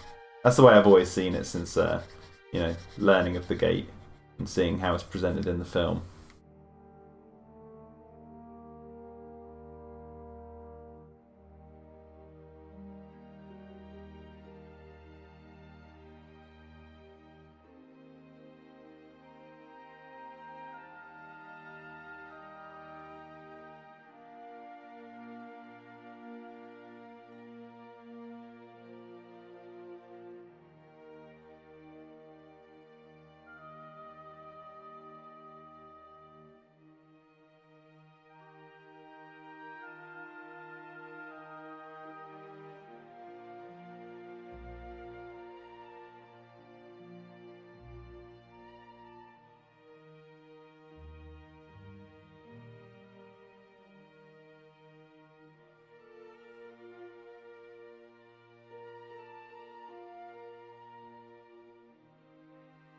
It'll be the Michael Pierce's, but I mean Fallen Kingdom has lots of little continuity errors with Main Street in general, which I find really odd. Yeah, I think that's just the nature of, you know, they rebuilt Main Street. They didn't keep the set obviously from the last film, so they had to rebuild it, and I think that's just a, you know, a product of that happening. Because the original Main Street was built in New Orleans, was it? At Six Flags, and then the new one was filmed in London.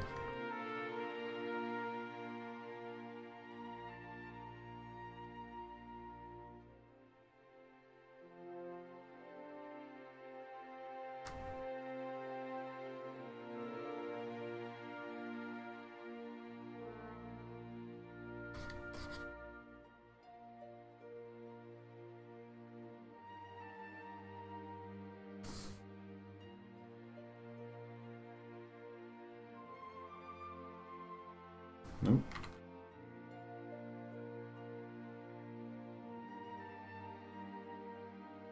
They look like demons right now. Let me add a new layer.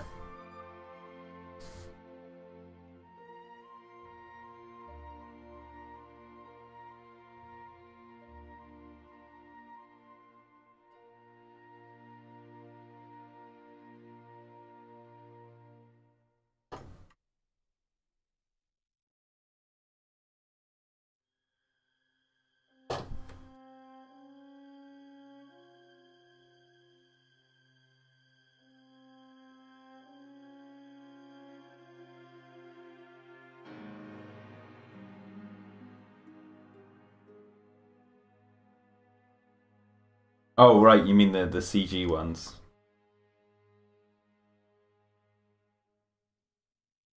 The CG Main Street. The funny thing is, though, when... because that was technically the first time in the Jurassic series we'd actually returned to a park that had been destroyed, that we'd been to before. So it makes me wonder, like, had the Lost World not been set on Sauna and gone back to Jurassic Park, you know, what would the continuity have been like with the Lost World? Because it would have the same director attached, whereas this one didn't. And you know, the crews change and all that sort of stuff. So I wonder if the continuity would have been better on the Spielberg one, just because Spielberg was working on it, or would we be looking at similar things?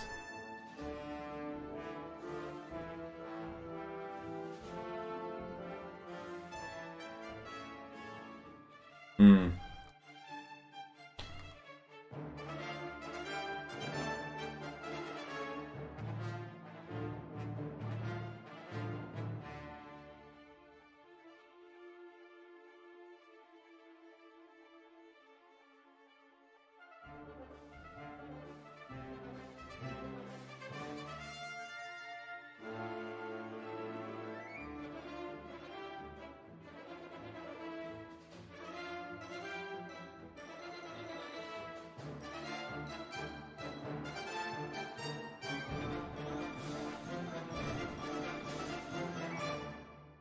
Okay, that's looking good. And then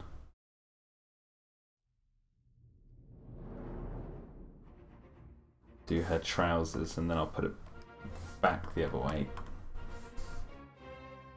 So what's going on? Let's have a look.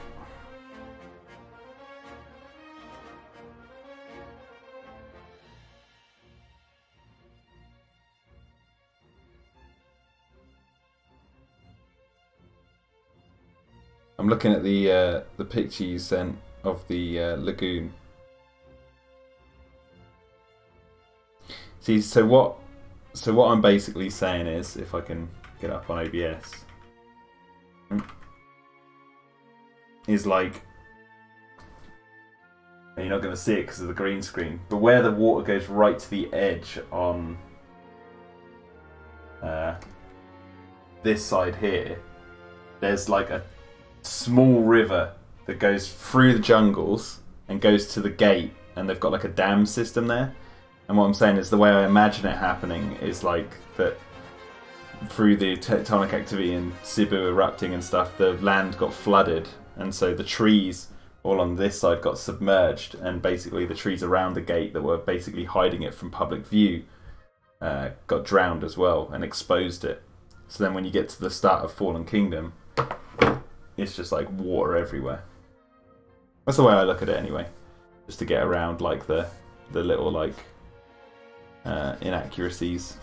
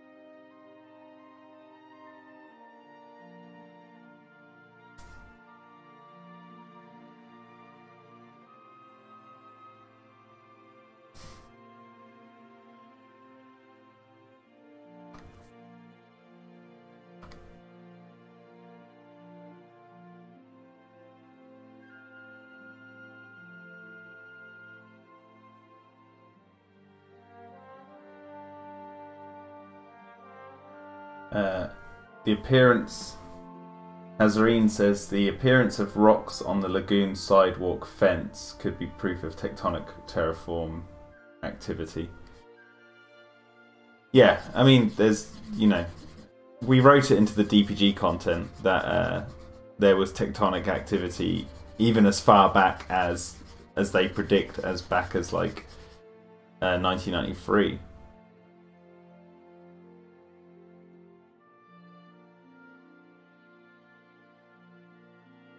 But we did write, yeah, that there was some, you know, around the time Cebu was making some noise.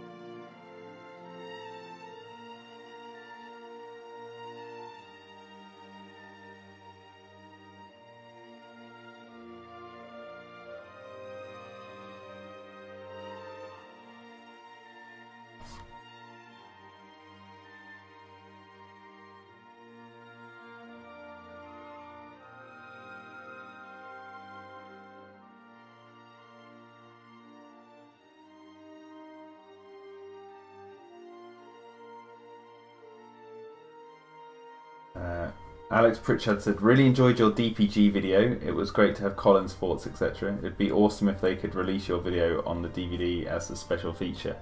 That would be really cool, but there's no plans for that at this time. Plus, I think like the video has to be a certain of certain quality, I'd say, to like meet the demands of a home release, home video release.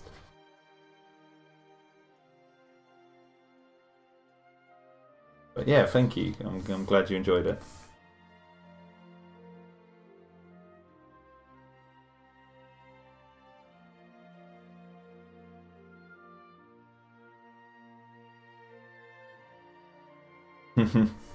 These characters holding hands reminds me of Claire and Lockwood in Fallen Kingdom.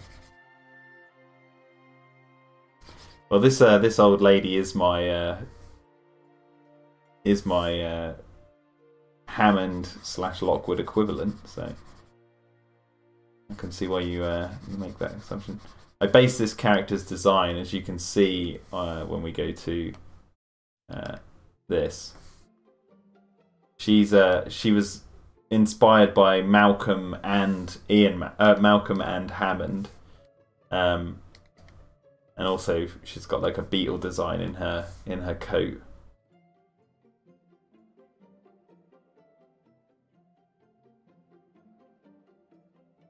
And I actually designed her on the plane to LA when I was going to the premiere for Fallen Kingdom. I was on the plane drawing this character. Yeah, she is essentially my my Hammond equivalent, but a little old lady.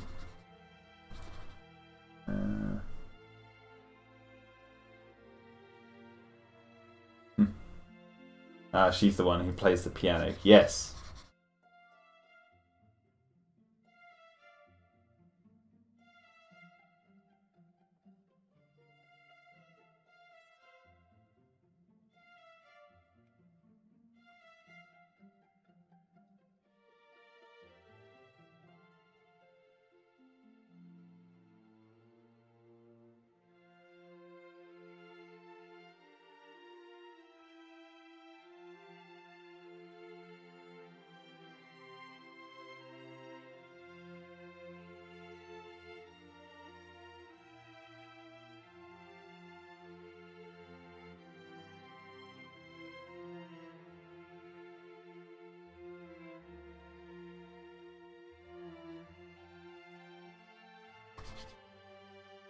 I'm just going to go grab another cup of tea once I've finished colouring in her jacket here.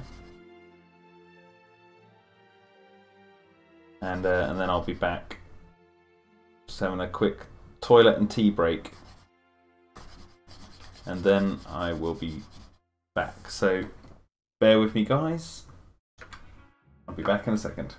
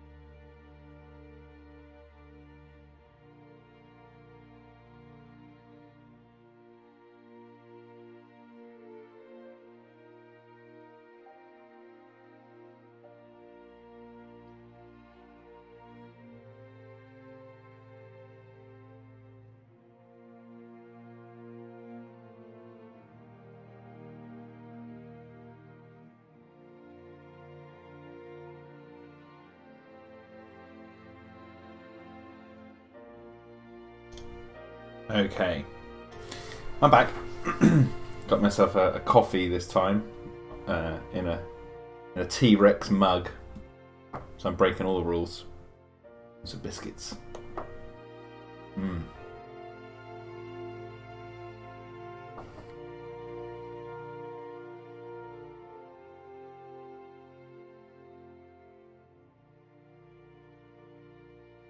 I think I will stop the stream once I finish this this character.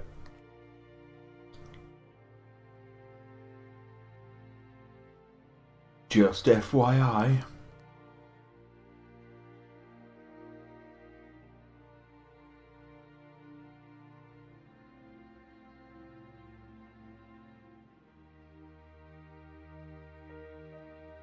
Oh wait, am I drawing on the background?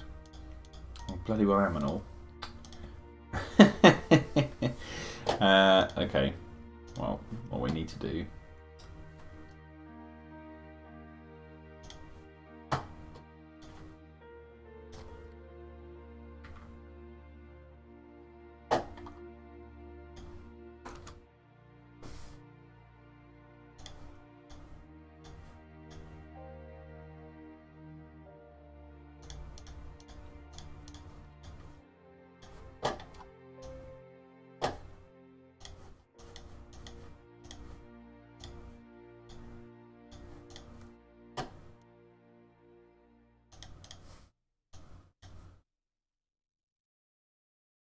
There we go. So now I've got her just the colours, right?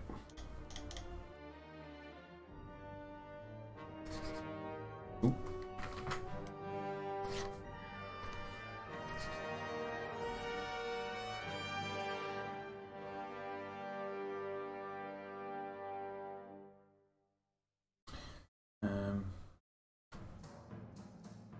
Love these streams, says Dylan Dining. Thank you. Thank you, thank you, thank you.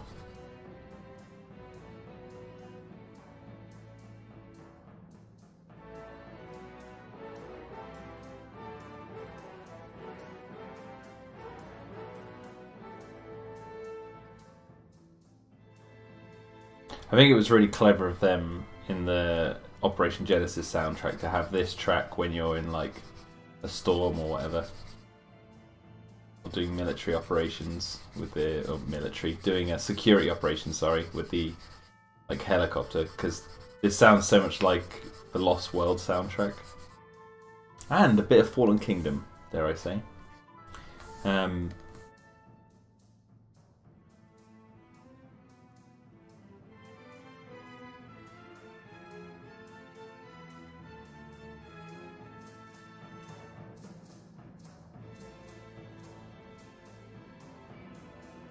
Yeah, I thought that was a really neat thing they did.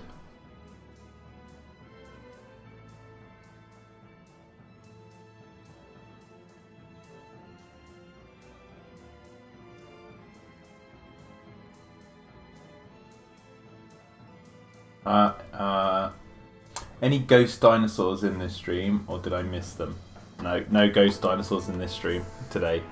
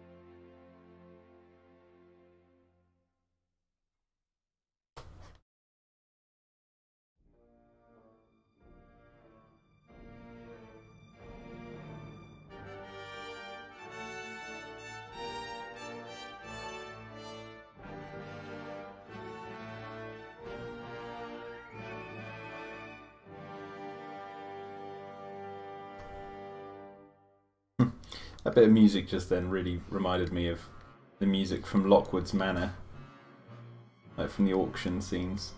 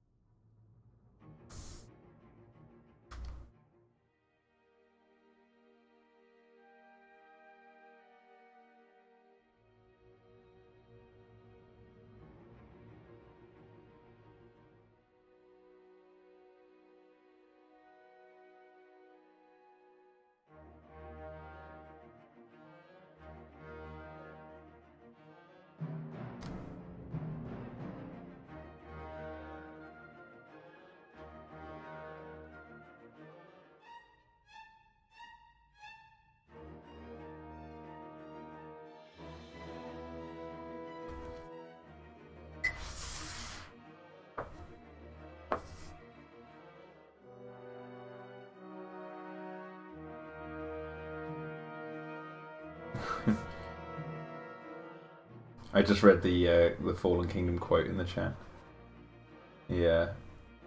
We will save them. What a gift for our children.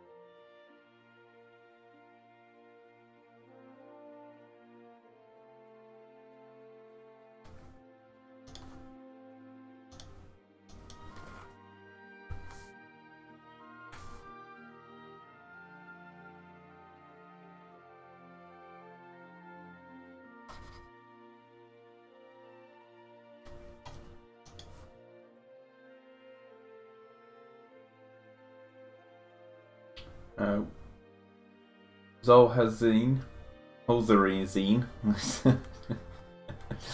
Still don't know if that's right. Sorry, man. Would you prefer Jurassic World 3 to be a little bit on the horror side, like probably raptors bursting, attacking humans in their homes? or do you think it's too scary for kids? Depends on how it's handled. I mean, I'd be all for seeing something like that. It's just about the execution. I think.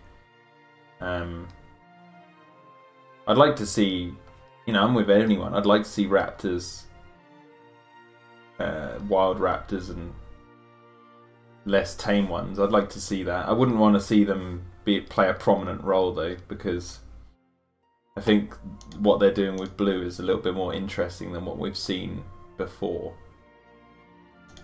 When it comes to the raptors, she seems to be an evolution of what they were going towards with the older films.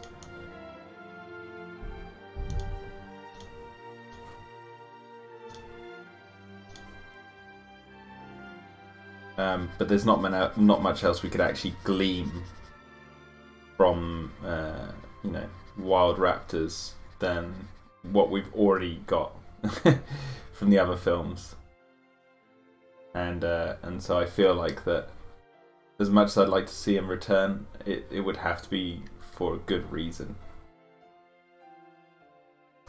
Just call me Zool. Okay, I'll call you Zool.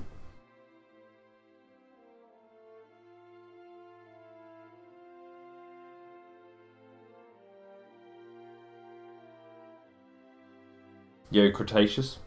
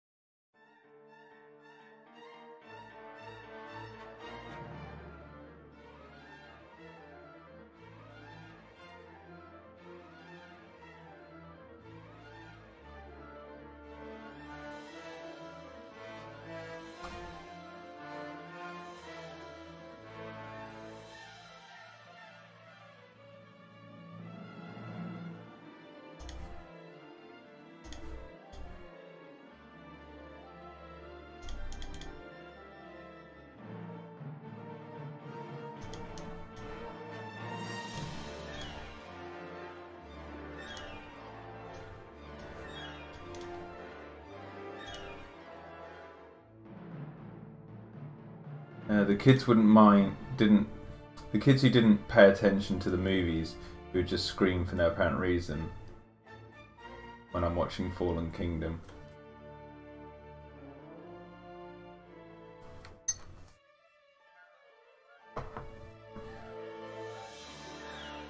Yeah, kids are loud when they go to the cinema sometimes. It's just kids for you.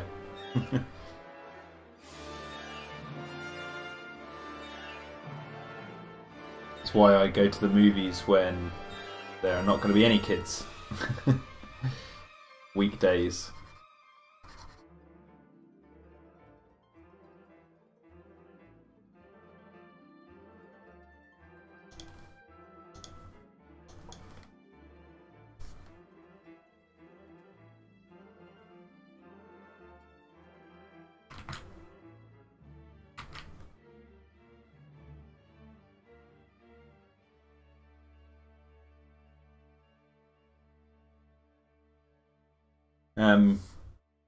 Jurassic's always been kid orientated, or family orientated, should I say, not kids.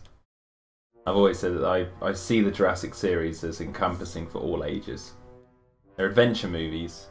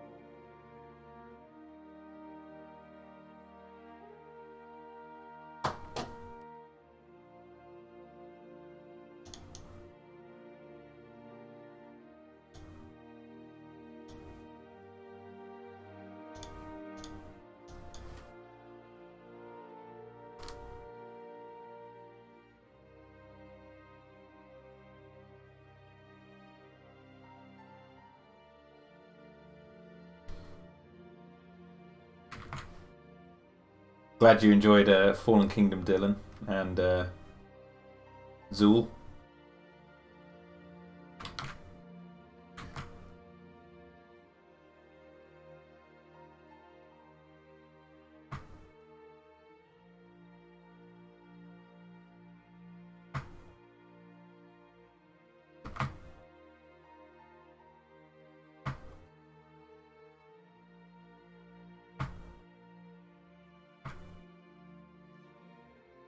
I can't wait to own it on Blu-ray.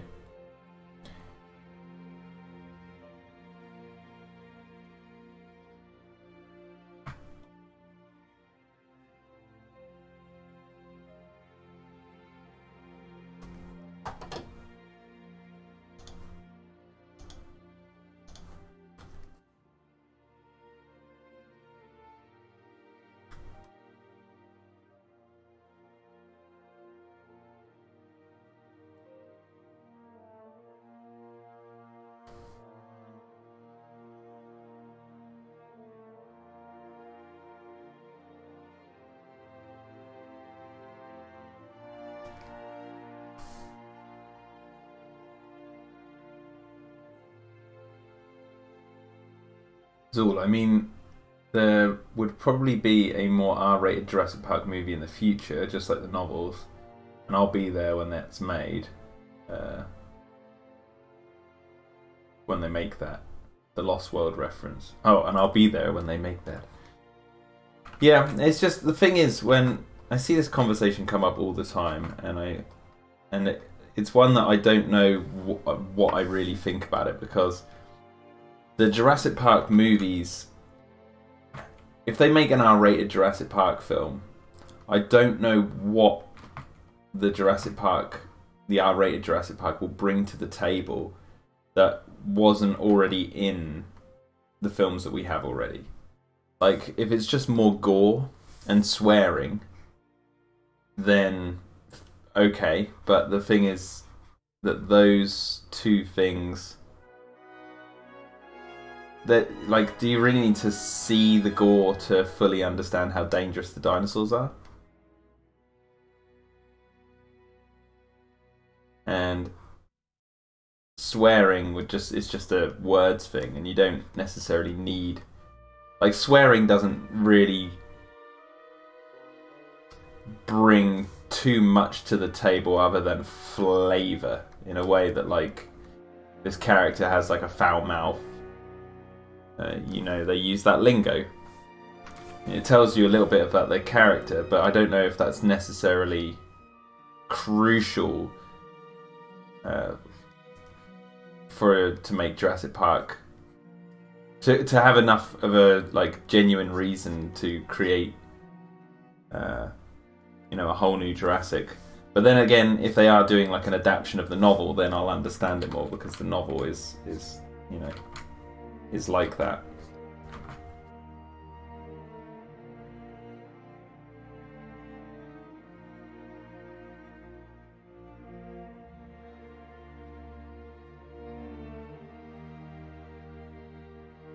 Zool says, yeah, I kind of agree with you on that one. I think Fallen Kingdom got the perfect balance of gore and not that gory, not too many gory sequences, and not that gory of sequences.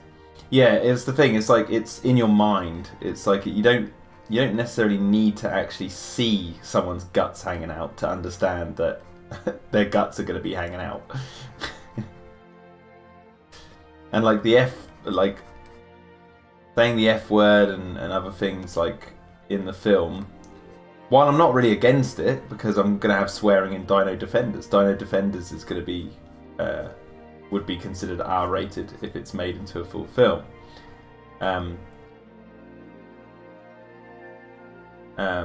But as for Jurassic, because the movies are the way they are, and I think that it's kind of crucial to have kids involved in those movies. You know, have them not alienated by an age restriction. Her ear is a bit too big. Yeah, basically all I'm saying is I don't know what an R-rated Jurassic would actually bring to the table that would make it worthwhile to make. If that makes any sense. Like, I've yet to hear like a good reason for why it should exist, other than make a more closer adaptation of the book, which is fine. I guess if they ever wanted to make that, I have no problem against that.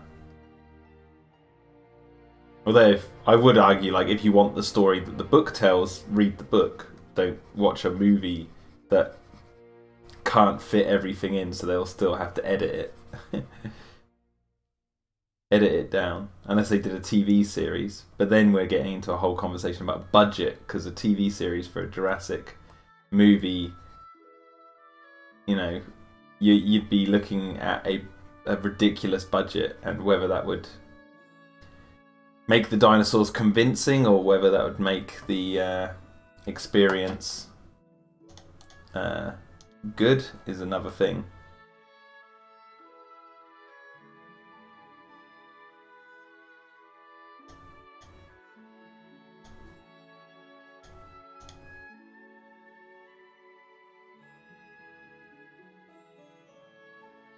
Zool says, but yeah, but Clayton really wants to see Nedry's gore death sequence adapted to a real movie scene.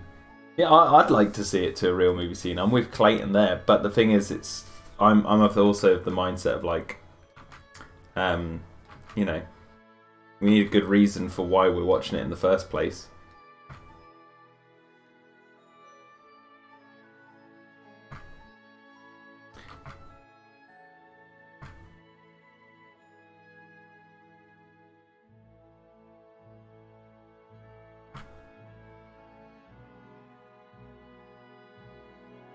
I'm actually surprised Clayton's not in the chat. Where is he today?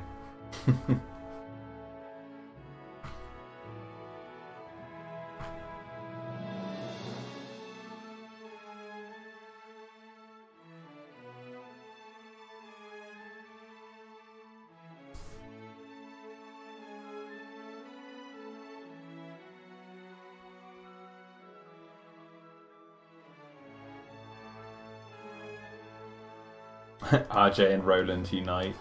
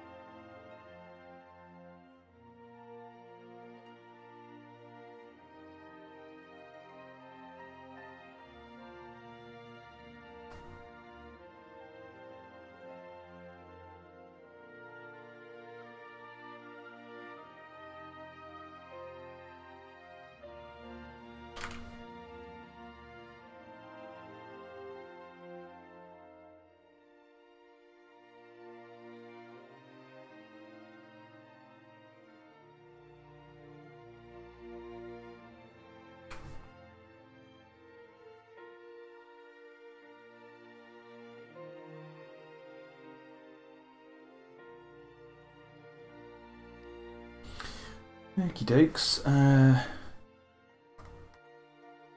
Do her hand.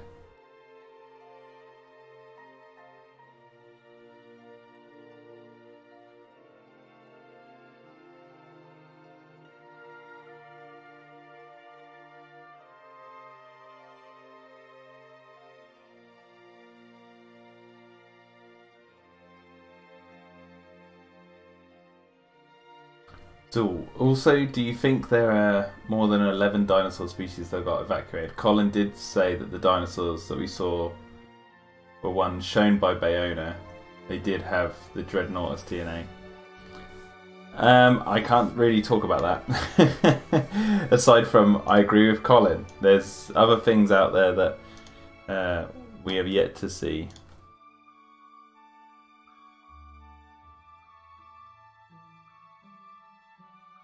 That's the thing about the Jurassic series of movies as well. Each film is, you know, spans over the course of like a few days, and in some of the films, not even days, like 24 hours, which is what I believe Jurassic World is. Goes from like one early afternoon to the early morning of the next day. So like all the information that you see in those few days is what you basically get to see and hear. And there's a lot going on in those time frames that you don't necessarily see.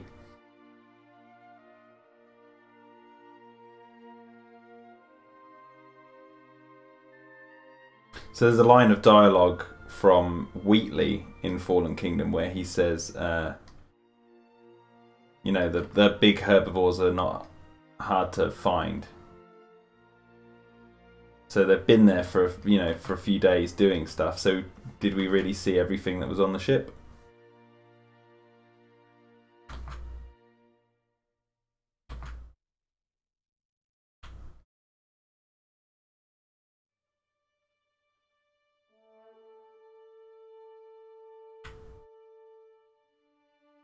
There we go.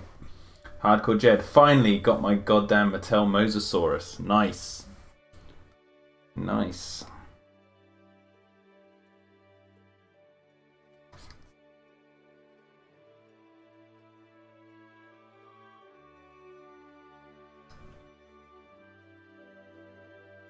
Finally got my goddamn Mosasaurus.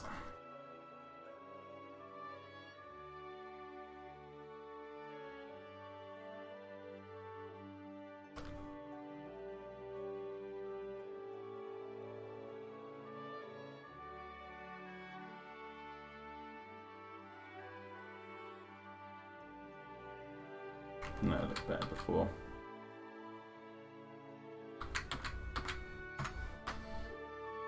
Oh, you're from Malaysia, Zul. Nice. International friends. International friends.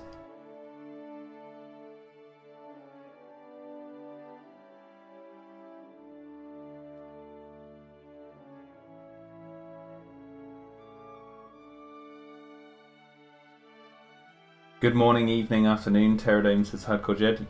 Good afternoon. It is 2:30 in the afternoon here.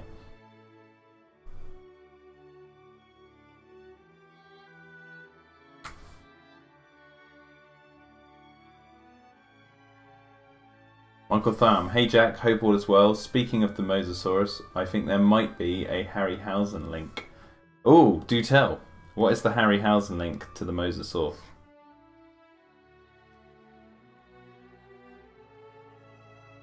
Do tell, young Michael.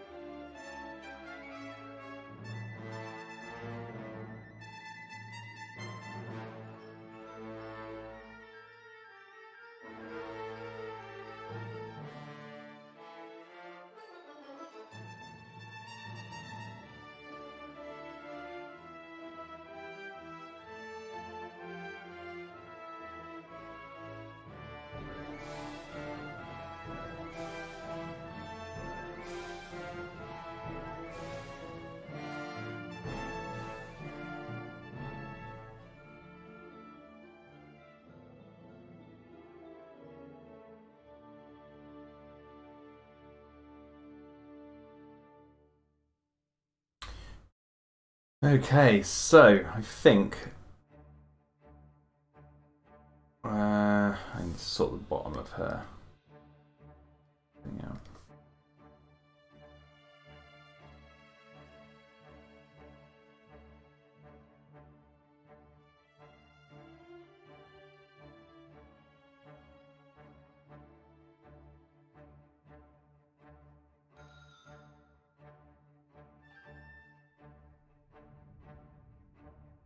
Michael Thurm, you've got us on bated breath here. What's your linkage to from the Mosasaur to Harryhausen?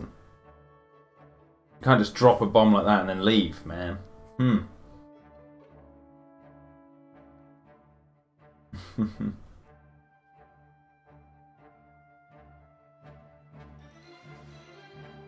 There he is. In the 1980s, Ray Harryhausen planned to make a film called The People of the Mist. There was a scene in which the locals would sacrifice a virgin woman through a stone idol which overlooked a lagoon. Ooh. Which was surrounded by an amphitheater, and the creature to live in the lagoon was a Mosasaurus. Ooh.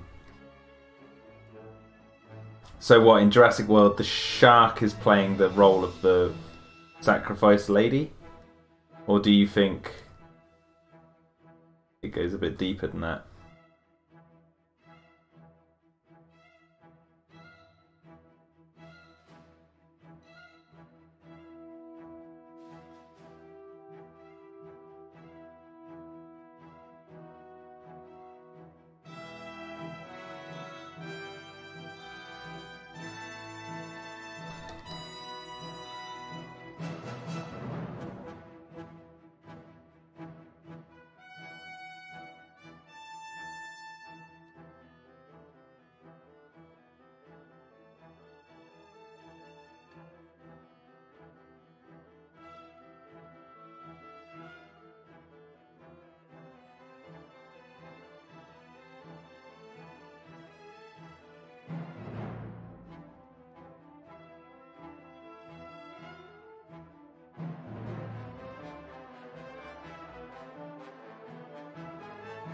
Oh, Zul, are you a part of the whole Jurassic Explorer then? Team, if you're designing a Brachiosaurus for them. Now, is this Brachiosaurus also going to be on fire? Too soon?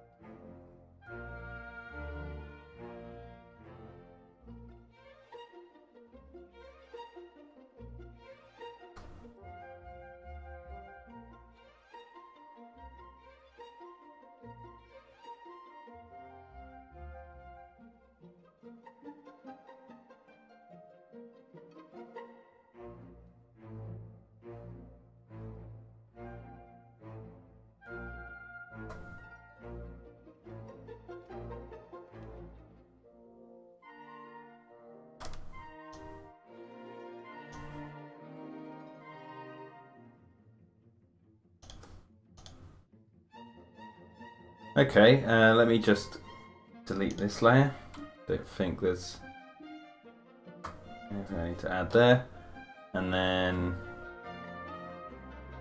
the glasses. Ooh.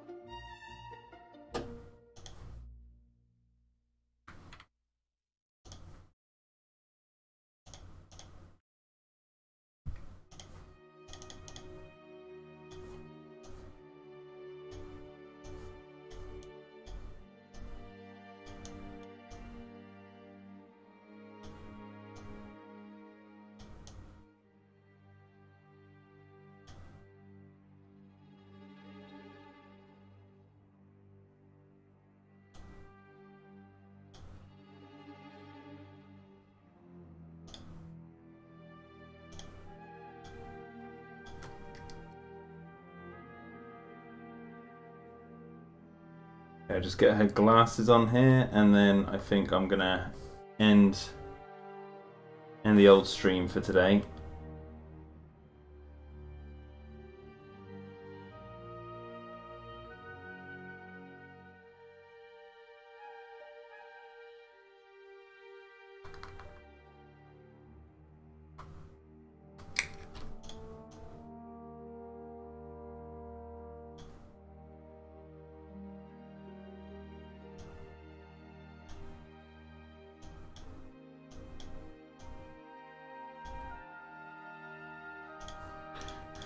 Okay guys, I think that is where I'm going to end it here today. And sorry British Tyrannosaur, you've literally just came back. Michael Thurm says, it makes me wonder if someone saw the Ray Harryhausen concept in one of his books and used it for Jurassic World, or is it just a coincidence? I think they used the sacrifice part for Zara's death. It's an interesting thing. I don't know, I'm with you, I don't know if it's coincidence. It could be intentional. I mean, I've got... I mean, it's got a bit of a bad cover on it now, but I've got this book here. It might be in this, right? This is the book you're talking about. That has the thing in it, right? Let me see if I can find it.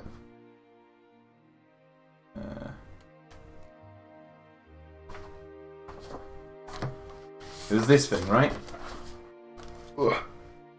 With the mosasaur jumping out of the water, and the person and the big amphitheater. That's one of them. Okay. Yeah. Some of the drawings in this is just cool. Look at this. Look at that. Look at that goddamn image. Woo! That looks amazing. Oh, that is the one. Yeah. Yeah. I mean, I wouldn't be surprised. That had some, you know, influence over Jurassic World. If so, it makes Jurassic World even cooler.